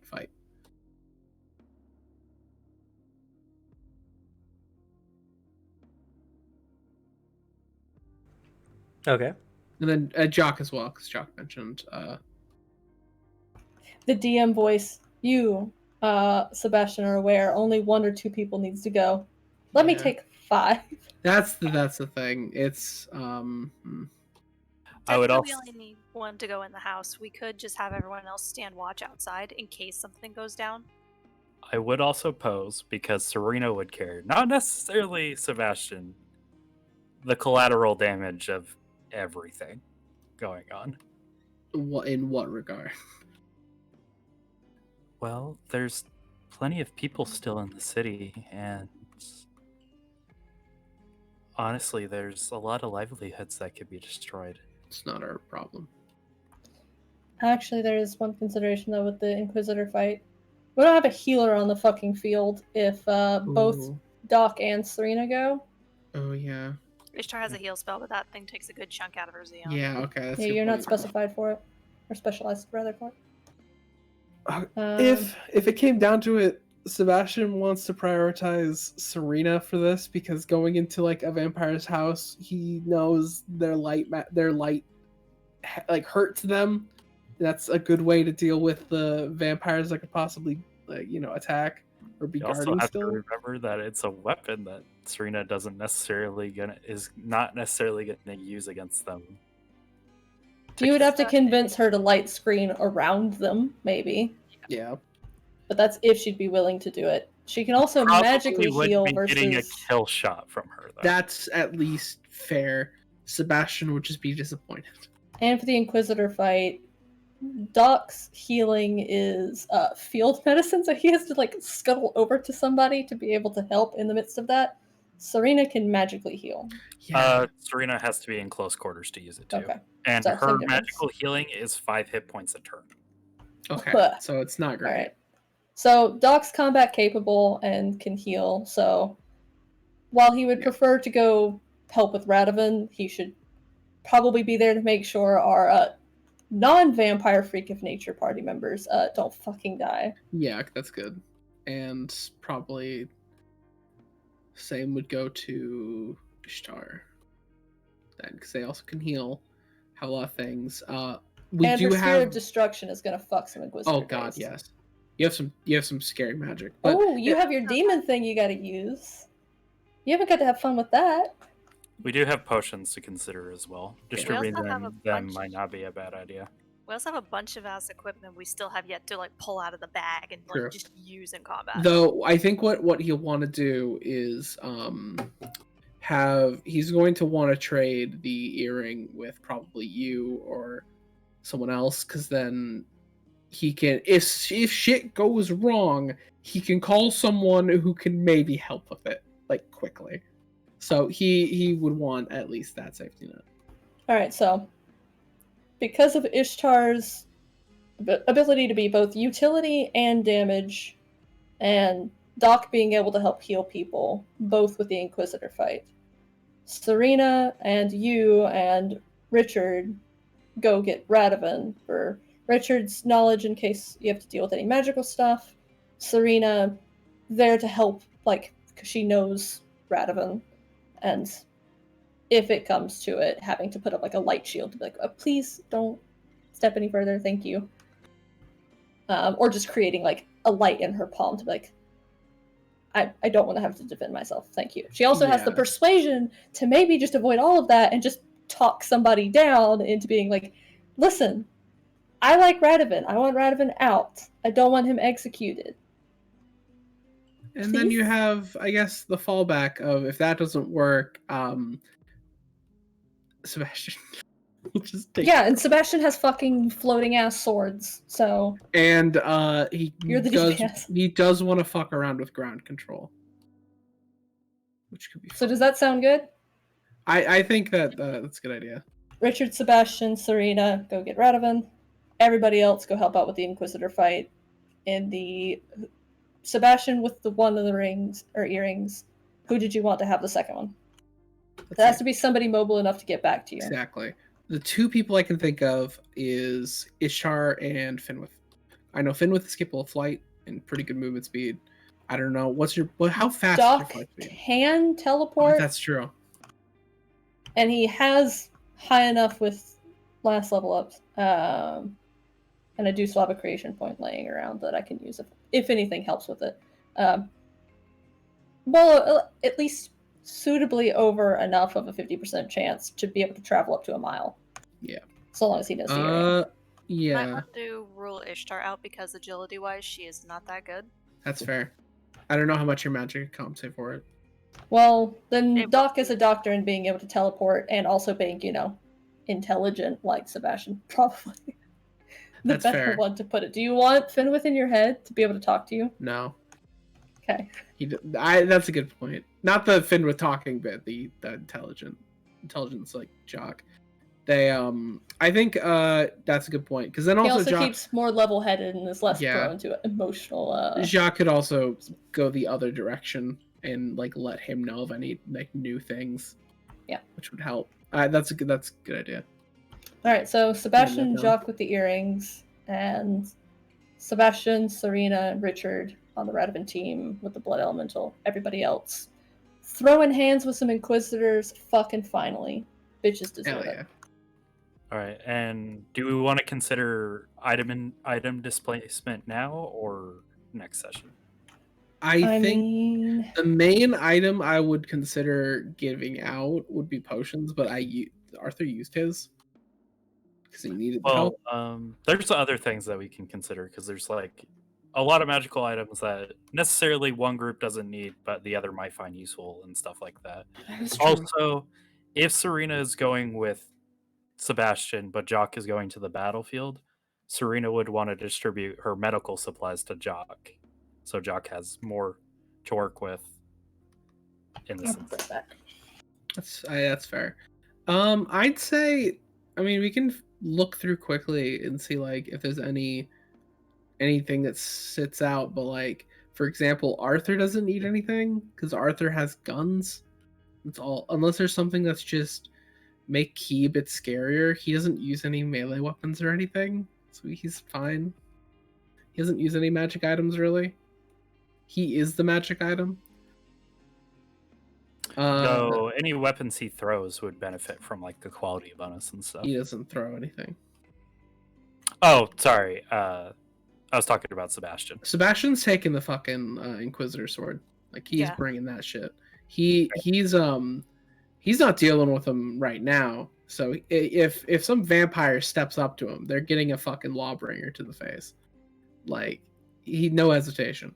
But also it's a better tool than his longsword. So he would use it anyways. Oh no, you still haven't used that fanciest sword you bought. That's true, I haven't. Yeah. But the lawbringer looks better. And he knows what the lawbringer does, so he's prioritized it. We still need to get you to use that fanciest sword. He hasn't had a chance to. He then like later he was gonna use it, but then he got a quality sword, and he's like, okay, never mind. And then he got a fucking lawbringer. He's like, okay, double, never mind. I'm only using this now, unless we're going into Inquisitor territory. I live in Goldar. I don't need to fucking worry about that usually. Another thing that Serena and Ishtar can consider is distributing buffs at the beginning and then going from there. Yeah. But at least that yeah, because I at least didn't notice any magic items that like I would benefit from. So if I don't know if there's any in the list that you guys think your characters would benefit from, just bring it up. Sebastian, who's going to fight a king of the undead. I wonder if I'm not gonna fight a king of the undead. Actually, later I am. Yep. That's a good point. And then there's this ring that's super useful for that situation. Which one? The one the fucking blend you Makes in. them see you as undead. That's true. Granted, oh, that's right. We're not really fighting the undead in the other party. We're kind of passing the buck to people more capable. True. We do have the Ashes of Darkness that would be useful in the fight. Or even for stealth purposes. Yeah. I honestly don't think you guys are going to run into stealth purpose problems with a blood elemental, Serena, Sebastian, and Richard. There's only so much as that's going to help you guys, and it should be an in and out job. The persuasion should be enough to help, and if somebody starts doing some weird shit, Sebastian just picks them up and throws them through a door with his mind. Yeah, like they have a chance to stand down. And that's if they're even on the way. Like, if you're quiet enough coming in, then they might not even know you're fucking there. True. So at least with that, that's sounds like a good plan we got. This is a rarity. We're going into something like kind of well planned and thought out. Well, we think I'd well say. planned and We thought think. out. Cameron's over there Sebastian smiling, thinks. so it could be any which ways. Of course he's gonna throw complications. It'd be boring if we roll through the door and he's like, okay, you get Radovan. Anyways. No, it's fine if you go in and get Radovan, because then we swap back to the Inquisitor fight where we punch the shit out of Inquisitors. Actually, Ishtar would have something that might be of use to Alexi. I forgot. I have Black Dragon armor in my bag. Huh! Because we looted it from the ship. Yeah, it's a good point. Do you have the wear armor for it? I don't know. What's the... Because you and Fenwick both use hide stuff.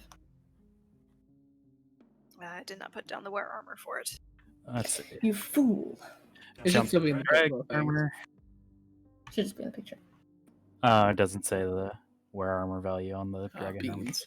Oh, well, maybe in a lower section. It What? does say it's scale mail. Ooh, it It'd be takes scale mail and then... 70. I don't. Well, it'd be reduced for the quality. Like 10 or something, right? I think that's already applied, right? What's Maybe I'm wrong. is the schema in the dragon section? That's what it looks like. I don't know if it's. I guess we could always look at the wear armor of the regular scale mail and compare and see if it's just a typo. But it does say 70 on there. And correct me if I'm wrong. Didn't Anastasio take that, or was it a different No, one? no. He took the plate mail from the dungeon. Oh, okay. No, because the Black Dragon armor was something we had gotten while we were looting. Scale mail has an 80. Okay, so yeah, 70 would be the correct one with the plus 10 modifier. Let me see. Yeah, my wear armor is a 15. Okay. Gonna have to bump that up if you want some demon heart armor at any point. In theory. What if we just get some really nice furs? Hey, leathers have been used for a long time. It's true. I don't think Go skin a real fancy thing. I don't think the puppet master gloves are going to be of any use for either side, so those can easily stay in the back. I don't know. Might be useful to have to, like, I don't know, trigger wards or something in the Rosencratz house, depending on his magical setups. By that same Could just toss him a ring. extension is Sebastian kind of does the same thing the gloves do. I might be Yeah, wrong. he's just fucking but- uses his mind to move shit around. Doesn't matter.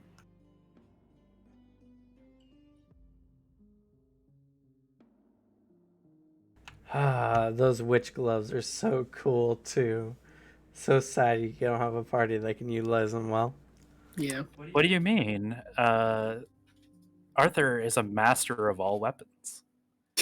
Could totally use monofilament weapons with the gloves. True, actually. It does not include Arismagus. He could use the weapons without penalties, but only for just their basic attacks. It wasn't full plate, it was a partial plate that Anastasia picked up. Which is fair. Partial plate is pretty solid. Oh, and Cameron, when you get the chance, will you let me know if the Bloodvine does anything? I will do that. Not right now, because right now I'm getting kind of tired. But Yeah, no. I'll make When, sure I to do said so. when you had time, did I not? It's true. It's true. And I'm just letting you know my time frame, which is not now, but later.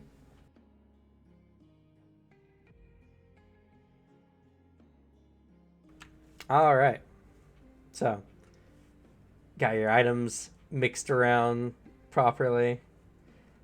Oh, for jock snouts, you have 5 more uses of medical supplies and 6 numbing herbs if needed.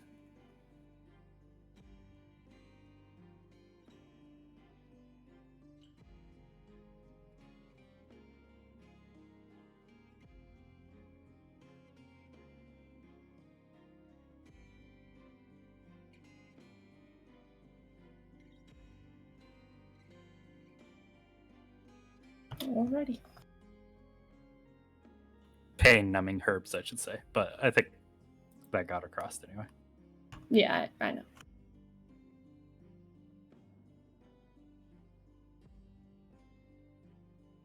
I also have a brass diffuser. I don't remember why I have this. That's a good question. I actually don't know. Usually I'm pretty good about keeping up on your guys' items, but that one's a little beyond me at the moment. Oh, we got those when we were going through the forest. I think Geb gave us all the diffusers to ward off some stuff. That might have been it, yeah. Yeah, because I have a brass incense burner, so that's what that was from. Okay. I remember things. That's all I have. Notes. No, actually that was from Radovan. They were the things they used to get through the forest. Alright, well, slightly different care. Yeah. I remember now, though. It was mentioned that one time. Has not come up again. No Mostly problem. because most of you guys can kill ghosts now with no problem. Yeah. Why would we kill ghosts when we could talk to them and see what we could do to help them? What? Ew. Oh. Even Finland is like, I'm not sure about that. Another episode of Ghost Whisperer with Serena. A successful ghost whisperer, might add. So, If there's no language barrier. if noon is the expected battle time, when do you guys plan on doing your thing?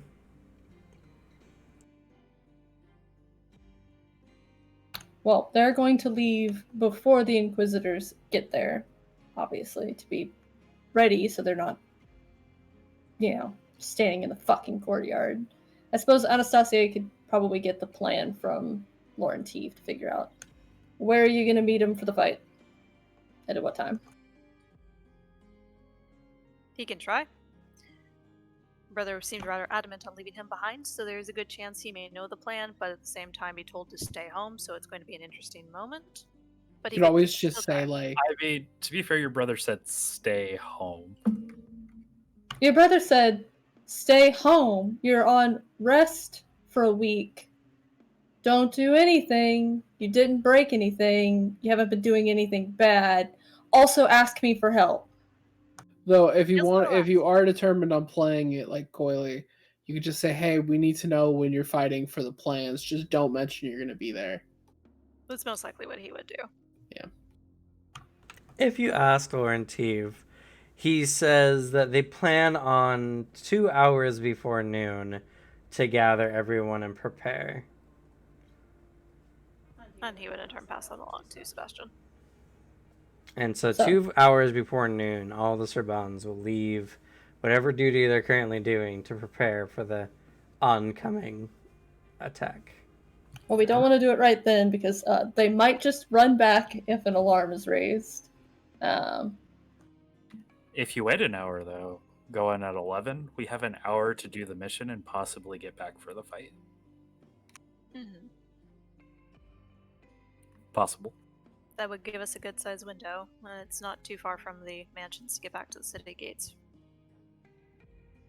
Yeah, I'd say like an hour and 30 minutes before like the conflict goes off should be fine. Yeah, and like It should not take 30 minutes to go in the back of the house, grab Radovan, and dip.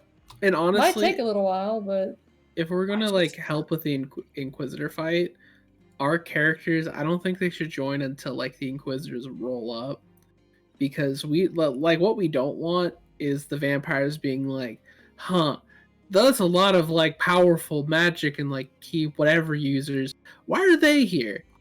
I wonder what's going on. Like, hey, know that one. Fuck that one. Like, we could get a bit, better if we, because like get more shit done if we roll in right when the fight starts. Roll in as like a cavalry and stuff. Yeah, and then they're like, there's too much shit going on for them to like protest. Say, hey, wait a minute, I know you.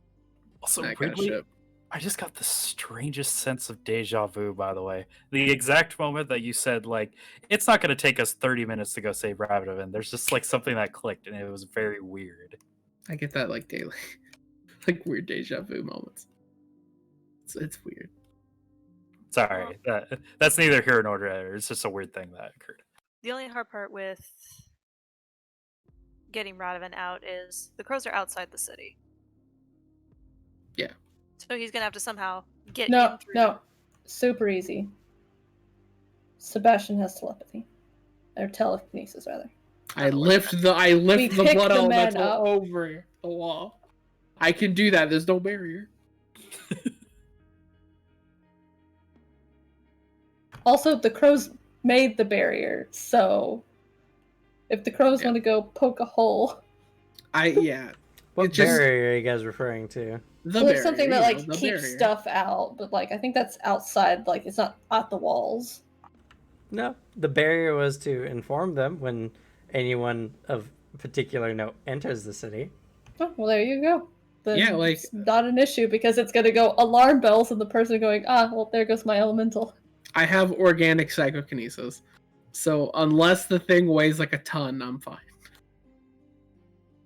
I don't expect it'll be that heavy. So I hope it's not a ton of blood that's summoned.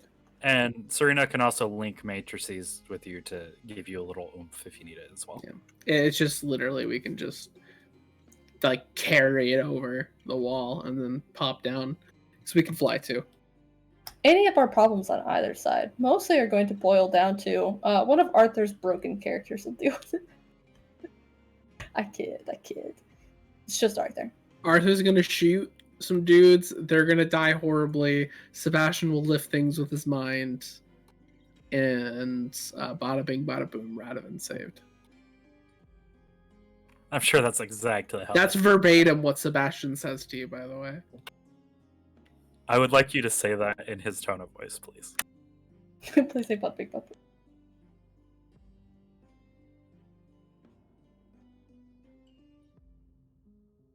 As So I've you just say learned with recently. Amadeus, I need more tea. Bada bing, bada boom will save Red. You can't do It's it. so fucking stupid. It's like the thing where somebody's like in school, they're like, say bubbles in a serious voice. Bubbles. It's like a lizard Doesn't folk developing a laugh that's very unsettling to try and fit in. But Bada bing, bada boom. this is a good. I like this. It's a good. I like this plan. All right, got all that covered? I mean, yeah, I hope you do. Yep. Though Now, just in case something goes wrong, what contingent should we expect for? You know, on the completely off chance that Fight better. a plan. Fight and then fight better. So we have let Serena me talked we have the earrings. clarify real quick. So you guys are arriving an hour and a half before the fight. I thought it was 30 minutes. 30 an hour. minutes before the fight. Into the city. It depends on how long we think it's going to take to get people in position and ready to fucking rumble.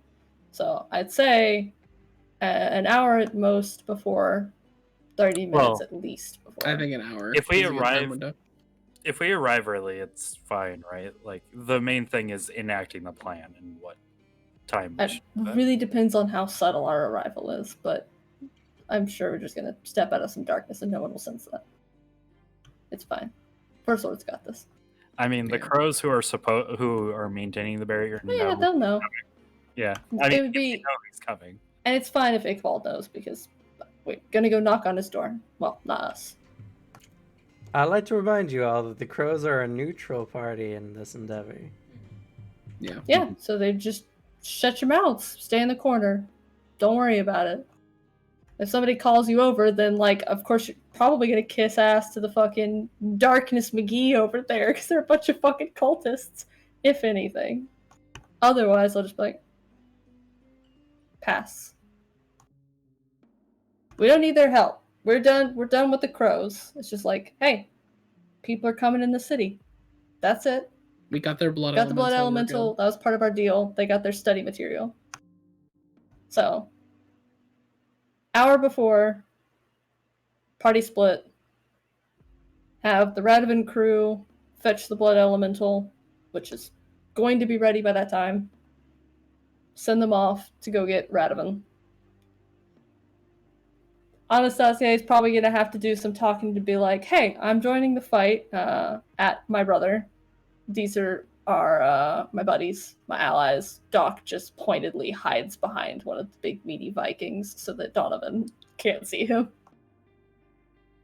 And then we fight a bunch of Inquisitors while they're doing that, and the First Lord and Iqbal have a nice, pleasant chat over tea, and definitely don't have a giant Archmage death battle in the middle of Rosencratz.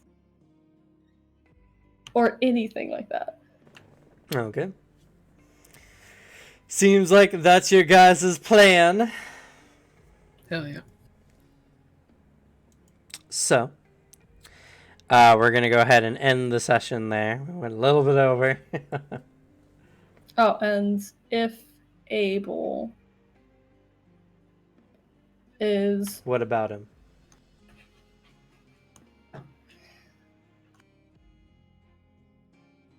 Sorry, cat scratching at the door.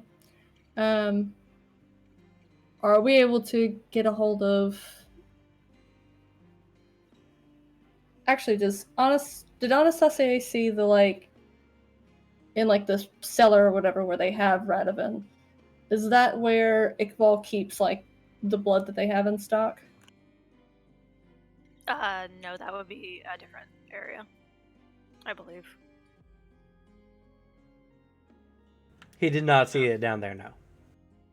Okay, because to get somebody out of torpor, gotta have blood, even if it's a forced torpor. I don't know if that's required or not. Would Anastasia know? He could easily ask Amadeus about it. Oh, I suppose. There you go. Waking up Radovin's the only other question that I had, so. Before we end. If it's a similar function with the elemental breaking the seal, it would probably be the similar way Amalia woke up, which was pretty much automatically being awake once the seal was broken. We don't know if Iqbal gave her any blood or not. He gave her blood at the time that he broke the seal. Okay.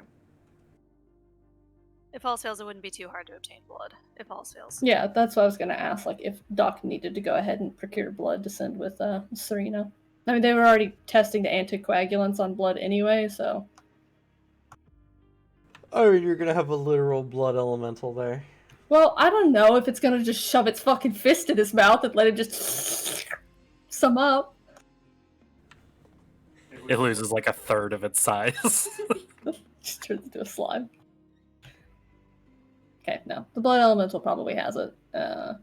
If it's not a problem, then Doc would send her with a blood bag anyway, just to be sure. If all else fails and it doesn't wake him up, we technically know of one person in the city that would help out Radovan if they needed blood to wake him up, and that is the Baker woman, because she was willing to help out Radovan. I don't know, that's probably a lot of blood to wake him up. We're not going to Come get on, that way. Baker ma'am, we need your help to save the city. Sacrifice. You know what? Fine. No, it's fine. It was just a very funny cameo. I of can't just- say anything, Suzanne. I've thought about being like, if we were like in an emergency and it's like fucking Serena and Doc, it's like, neither of us can feed him our blood. Both of us will like hurt him. Shit, the only person we know is gonna be okay with it is the Baker lady because she liked the dude. Maybe she has some of her blood desserts. She's So I our can't Deus say Ex anything, Machina. Suzanne. She's our Deus Ex Machina. We're all stuck there. The blood element didn't work. Like, we need just a bit more blood, and we hear, "Allow me." The door opens. No. She has a tray of cupcakes. But first, it's preceded by the smell of baked bread for some reason. She hands it to us like, "These are for you," as she's like getting ready. to do I've been blood waiting for this rolling moment her all my life. sleeve up. And technically, Serena's blood doesn't harm Radovan. It's just No, not it's as just pleasant. spicy. I mean, how I- would you like to be woken up by being, drinking a bunch of super spicy stuff? They I wake up mean, unconscious that would be people the with most smelling salts. effective way to wake somebody up. Adrenaline rush instantly. Yeah, I mean, they wake people up with fucking smelling salts, and those aren't pleasant at all. I totally And now- also made a plan or two that revolved around Baker Lady. So And- I'm you're not not the the only only one. It's okay. I have another silly one, which is just like there's something that we can't account for, and fate can't even account for. Is Claude possibly just being there? Yeah, he could just show up at random. So, Claude, And Big normally he wouldn't show up a second time in a campaign, but this does have part of a party that hasn't met Claude. it's true. It's true. I And we feel don't like know he's where he went when he probably was going to back. be a little distracted though in the mountains, but honestly weird shit happens to him, so he could pop up in Rosencratz and I'd True. just be like, okay. I just need sure. a D1000 Dagon roll just to be like, if I get this number, he just appears. Is it Dagon Day? So, the important question for all this, before we end this, what's Baker Lady's role in Phase 3? Like, which- Obviously she ascends as the goddess of baked goods, but it doesn't matter because all of creation is destroyed. It turns out she was a messenger the whole time. She betrays the party. Oh, no, I can't handle that. The true betrayal, Sebastian. Just like it's just a baker lady.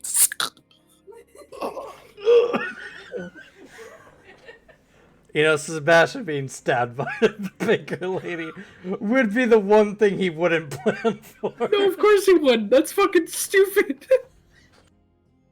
So effective. He'd be insulted if someone brought that up to, like, consider for his plan, but then they're fucking right.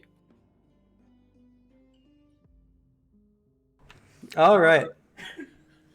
So we're gonna eschew XP for this session. We're gonna do just a big end of campaign, bunch of rewards, all that kind of stuff. We're gonna make a show of it. Hell yeah. Oh wait, no, there was someone who was really close to leveling up, wasn't there? I know I need 26 for Sebastian. No, 128 and 153. Oh, I need 70. No, not 70. I have a bet with my two characters, so it wasn't me. 27. Maybe Anastasia or That's Jock it. with the level modifiers. No, I just read mine out. It was a 150 something for Finwith and 120 for Doc. Ishtar is about 8 away from leveling up, and Anastasia is 1 away from leveling up. Oof. Jeez. All right.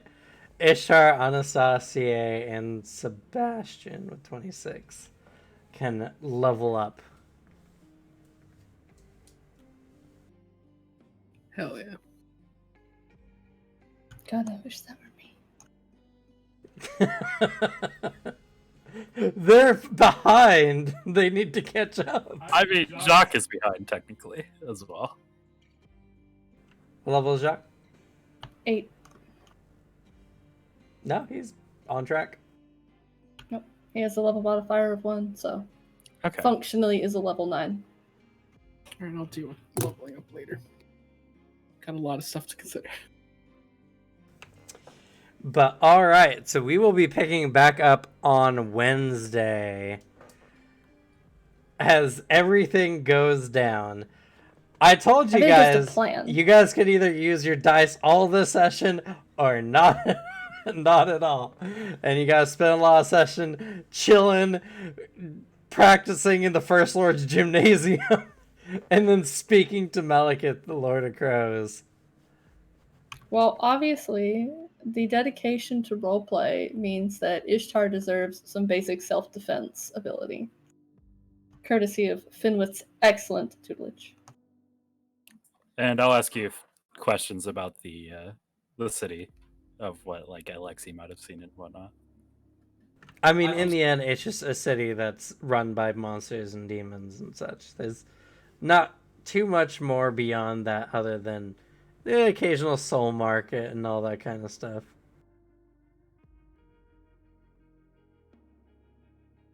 You know, all the bad things. I mean, they just trade in very different currencies. The mortals willingly gave up their souls. That's not true. I know Aaron Black definitely sent a few. Well, I guess that's not the same city. No, he annihilated their souls. Well, kind of. But yeah.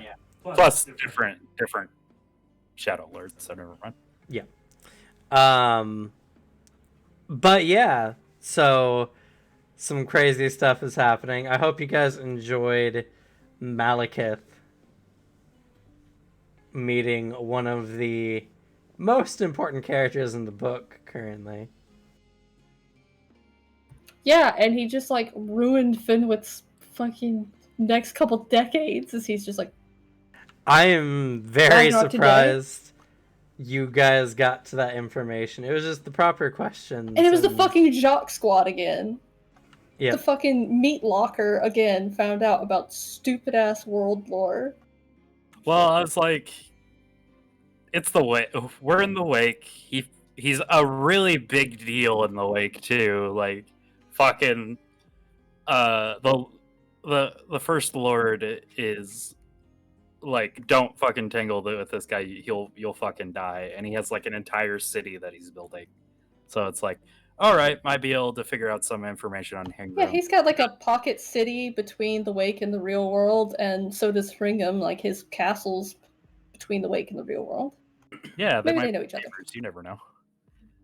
So I was like, we could learn information that way, and then it divulged into the messengers, and I was like, oh no. Oh no. You're like, well, why would he need the book? What could he possibly want? And it's just like, well, he does want it for a reason. Ringham, who's normally a very like neutral character in the book and doesn't really do a whole lot. In fact, one of his favorite hobbies is having adventurers come into his castle and just to set them through a set number of dungeon rooms, let them get some loot or die and then send them out. Like, that's Anima lore. That's legit in the book. He's just entertaining himself. Yeah. He's basically got like the fucking idle like D&D app game on his phone. Pretty much. Just Scry Stone just looking and just like, oh, this guy's got good stats. Alright, I You can can tell send Finn something with that, bigger. he'd never believe it. In the fucking A tier lore, like they had like this huge war between the A tier and like all these heroes brought by like the Valkyries and fucking Ringham. I'm so sorry, but He's I tired. was just thinking, our party like walks in, it's like, oh, what a great pull. There's a 5-star, a 5-star. Like, Ringham's like, yeah. Nice random score. Wait. Sorry, what are you here to do? No, you're just dungeons. You guys don't ever know that I'm here. Fuck you. When did they put that in the app? Did it update? it's so interactive. But yeah, and so you guys got some very interesting lore. You figured out why Haringham's coming to the material world, why Malekith is coming to the material world, and the Doomsday that's coming, and the fact that one day, I hope, fingers crossed, you guys are gonna have to deal with the messengers. Maybe not these characters, but you players are gonna have to deal with the messengers. I look forward to that as much as Finwith doesn't. I can't wait till you fight the lady who's actually a city of meat. Delightful. Sounds right up my aesthetic. You look Alex at me. is That's an very actual much character so. in the lore. Oh, yep. That's not surprised. You I look like pretty it. surprised. A little. I like it was that. an offended, like your head just whipped around immediately. Like, that's what we're doing now. Cities Fighting of the meat. meat city lady. There's so many oh no's when it comes down to the messengers. It's crazy. The messengers are world And isn't enders. it like, if you do manage to like kill one, it's just replaced by a different messenger? Well, there's this Or is that thing in something else? the lore. It mentions that if one of them do die, then the church just finds another one, thinking, well, they were obviously not the messenger if they died. Or else they would have died. Yeah, And- so And this is just the church's list. Like, their list could be wrong. no, it's provided by Ergo. Oh, that's fair. Ergo Mundus, one of the messengers himself. He's just ratting out the whole team. Well, he's currently trapped in a book. Right, In fact, it's what the game is based on. And it's like, is that what the one the is church what is the has? church going to do about it? They have to go take on a messenger to stop them? Good luck, sort of situation. There's some very interesting stuff. We'll actually touch on that at some point in Phase 2. Oh, I'm sure, because we gotta ramp up for phase 3, which is the messengers going, howdy, kids. Yep, and the messengers are a super interesting bunch, and you might not necessarily fight them all. In fact, you might even be like friends with some of them. Some of them are pretty cool people. I mean, they always bring death and destruction with them, but some not of them necessarily it's not their by fault. choice. Yep. We end up like showing up to like fight one, and they're just sitting there having tea with Dagon, and we're like, I guess this is happening now. But yeah, so it's super fun, super interesting. Can't wait. But we're almost done with the Rosencratz arc, and I can't wait to see the next session. I was kind of hoping we would get a little further in this session, but it's fine. Never. If anything, I'm just excited you guys to ask about lore and like in character be like, oh, Phase 3 is coming. And it's gonna be in our lifetimes. Shit. Yeah, Finwith's got a lot of the A tier to like pray to him, be like, God, are you out there? Fuck. Oh shit! Please, Depending on how many characters I have, I might not have a choice but play like Sebastian in the final bits, because like everyone else is dead. It's literally gonna be a children's campaign beginning again. I It's just gonna be mean, your only choice. This is why I've been preaching, like, we need to, like, lessen Alex's It's not my fault. I am fine with it being stuck with Sebastian because I love playing him. He's so much fun, and I think having more people that he has to deal with really interesting. But I'm sitting here being like, "Yep, Garvey, Hiram, Arthur's going to die in like the next 10 years." You begged me to make Arthur have this tragic story. I like how it's gone, but it's But so I can't say anything. Hiram, I'm you still. fought and killed your own soul. And then Garvey was just an unfortunate, just your assholishness made you a very terrible target. Yes. And then I didn't notice her. I'm so sorry. But Unfortunately, it was So- dark, and Astrid did not have a good perception or like fucking notice, and she was invisible. So I shouldn't have taken was the asleep. late Don was sleeper, asleep. like the heavy sleeper. It's disadvantage. Don't That worry, was Astrid bad. never forgot that she was on watch when that happened. Yep. Oh, And hey, that's just proof that disadvantages can kill your character. Yep. Good old heavy sleeper. But yeah, Sebastian may be the only one available with my Well, track record. we'll see. We'll see how many Although campaigns the we have until fucking- then. Just quit Yeah. making characters doomed to die, Alex. It's interesting. There's a lot of cool narrative stuff there. Alex's next character, he literally takes doomed. Can you make your arbiter literally fucking doomed? That'd be actually a fun character. Or just make them a character where like everybody wants to like help them out so that we all just become your protection squad. I actually like that as a character idea. 1 second. Oh my god. I'm gonna put that in my character ideas thing. I really hope you have more options. I don't know how I feel about Sebastian getting close to ascending to levels of godhood. I don't know if I can handle that, him having that much power. Of all of my characters, I think he would be the one who'd actually do it. Hey, he has the drive to do it. He has the Unless drive. something changes. Maybe we'll see if he cracks out of that calculator of motionlessness. Yeah, maybe. If We get to see Serena- him after the party's cracked through him. We just lock him and Serena in a room and just give him a week. She'll break him eventually.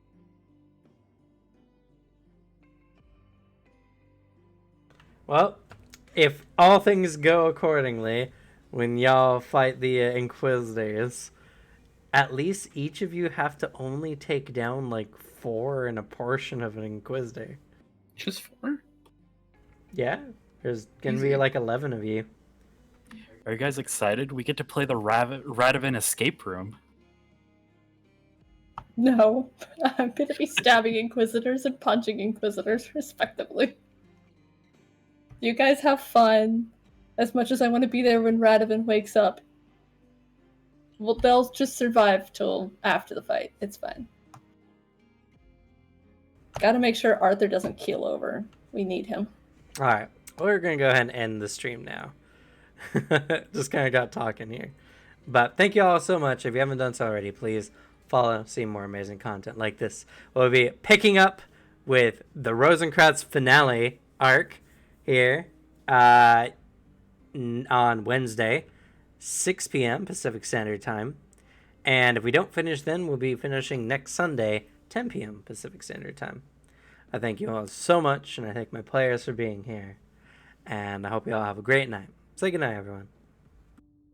Nighty night.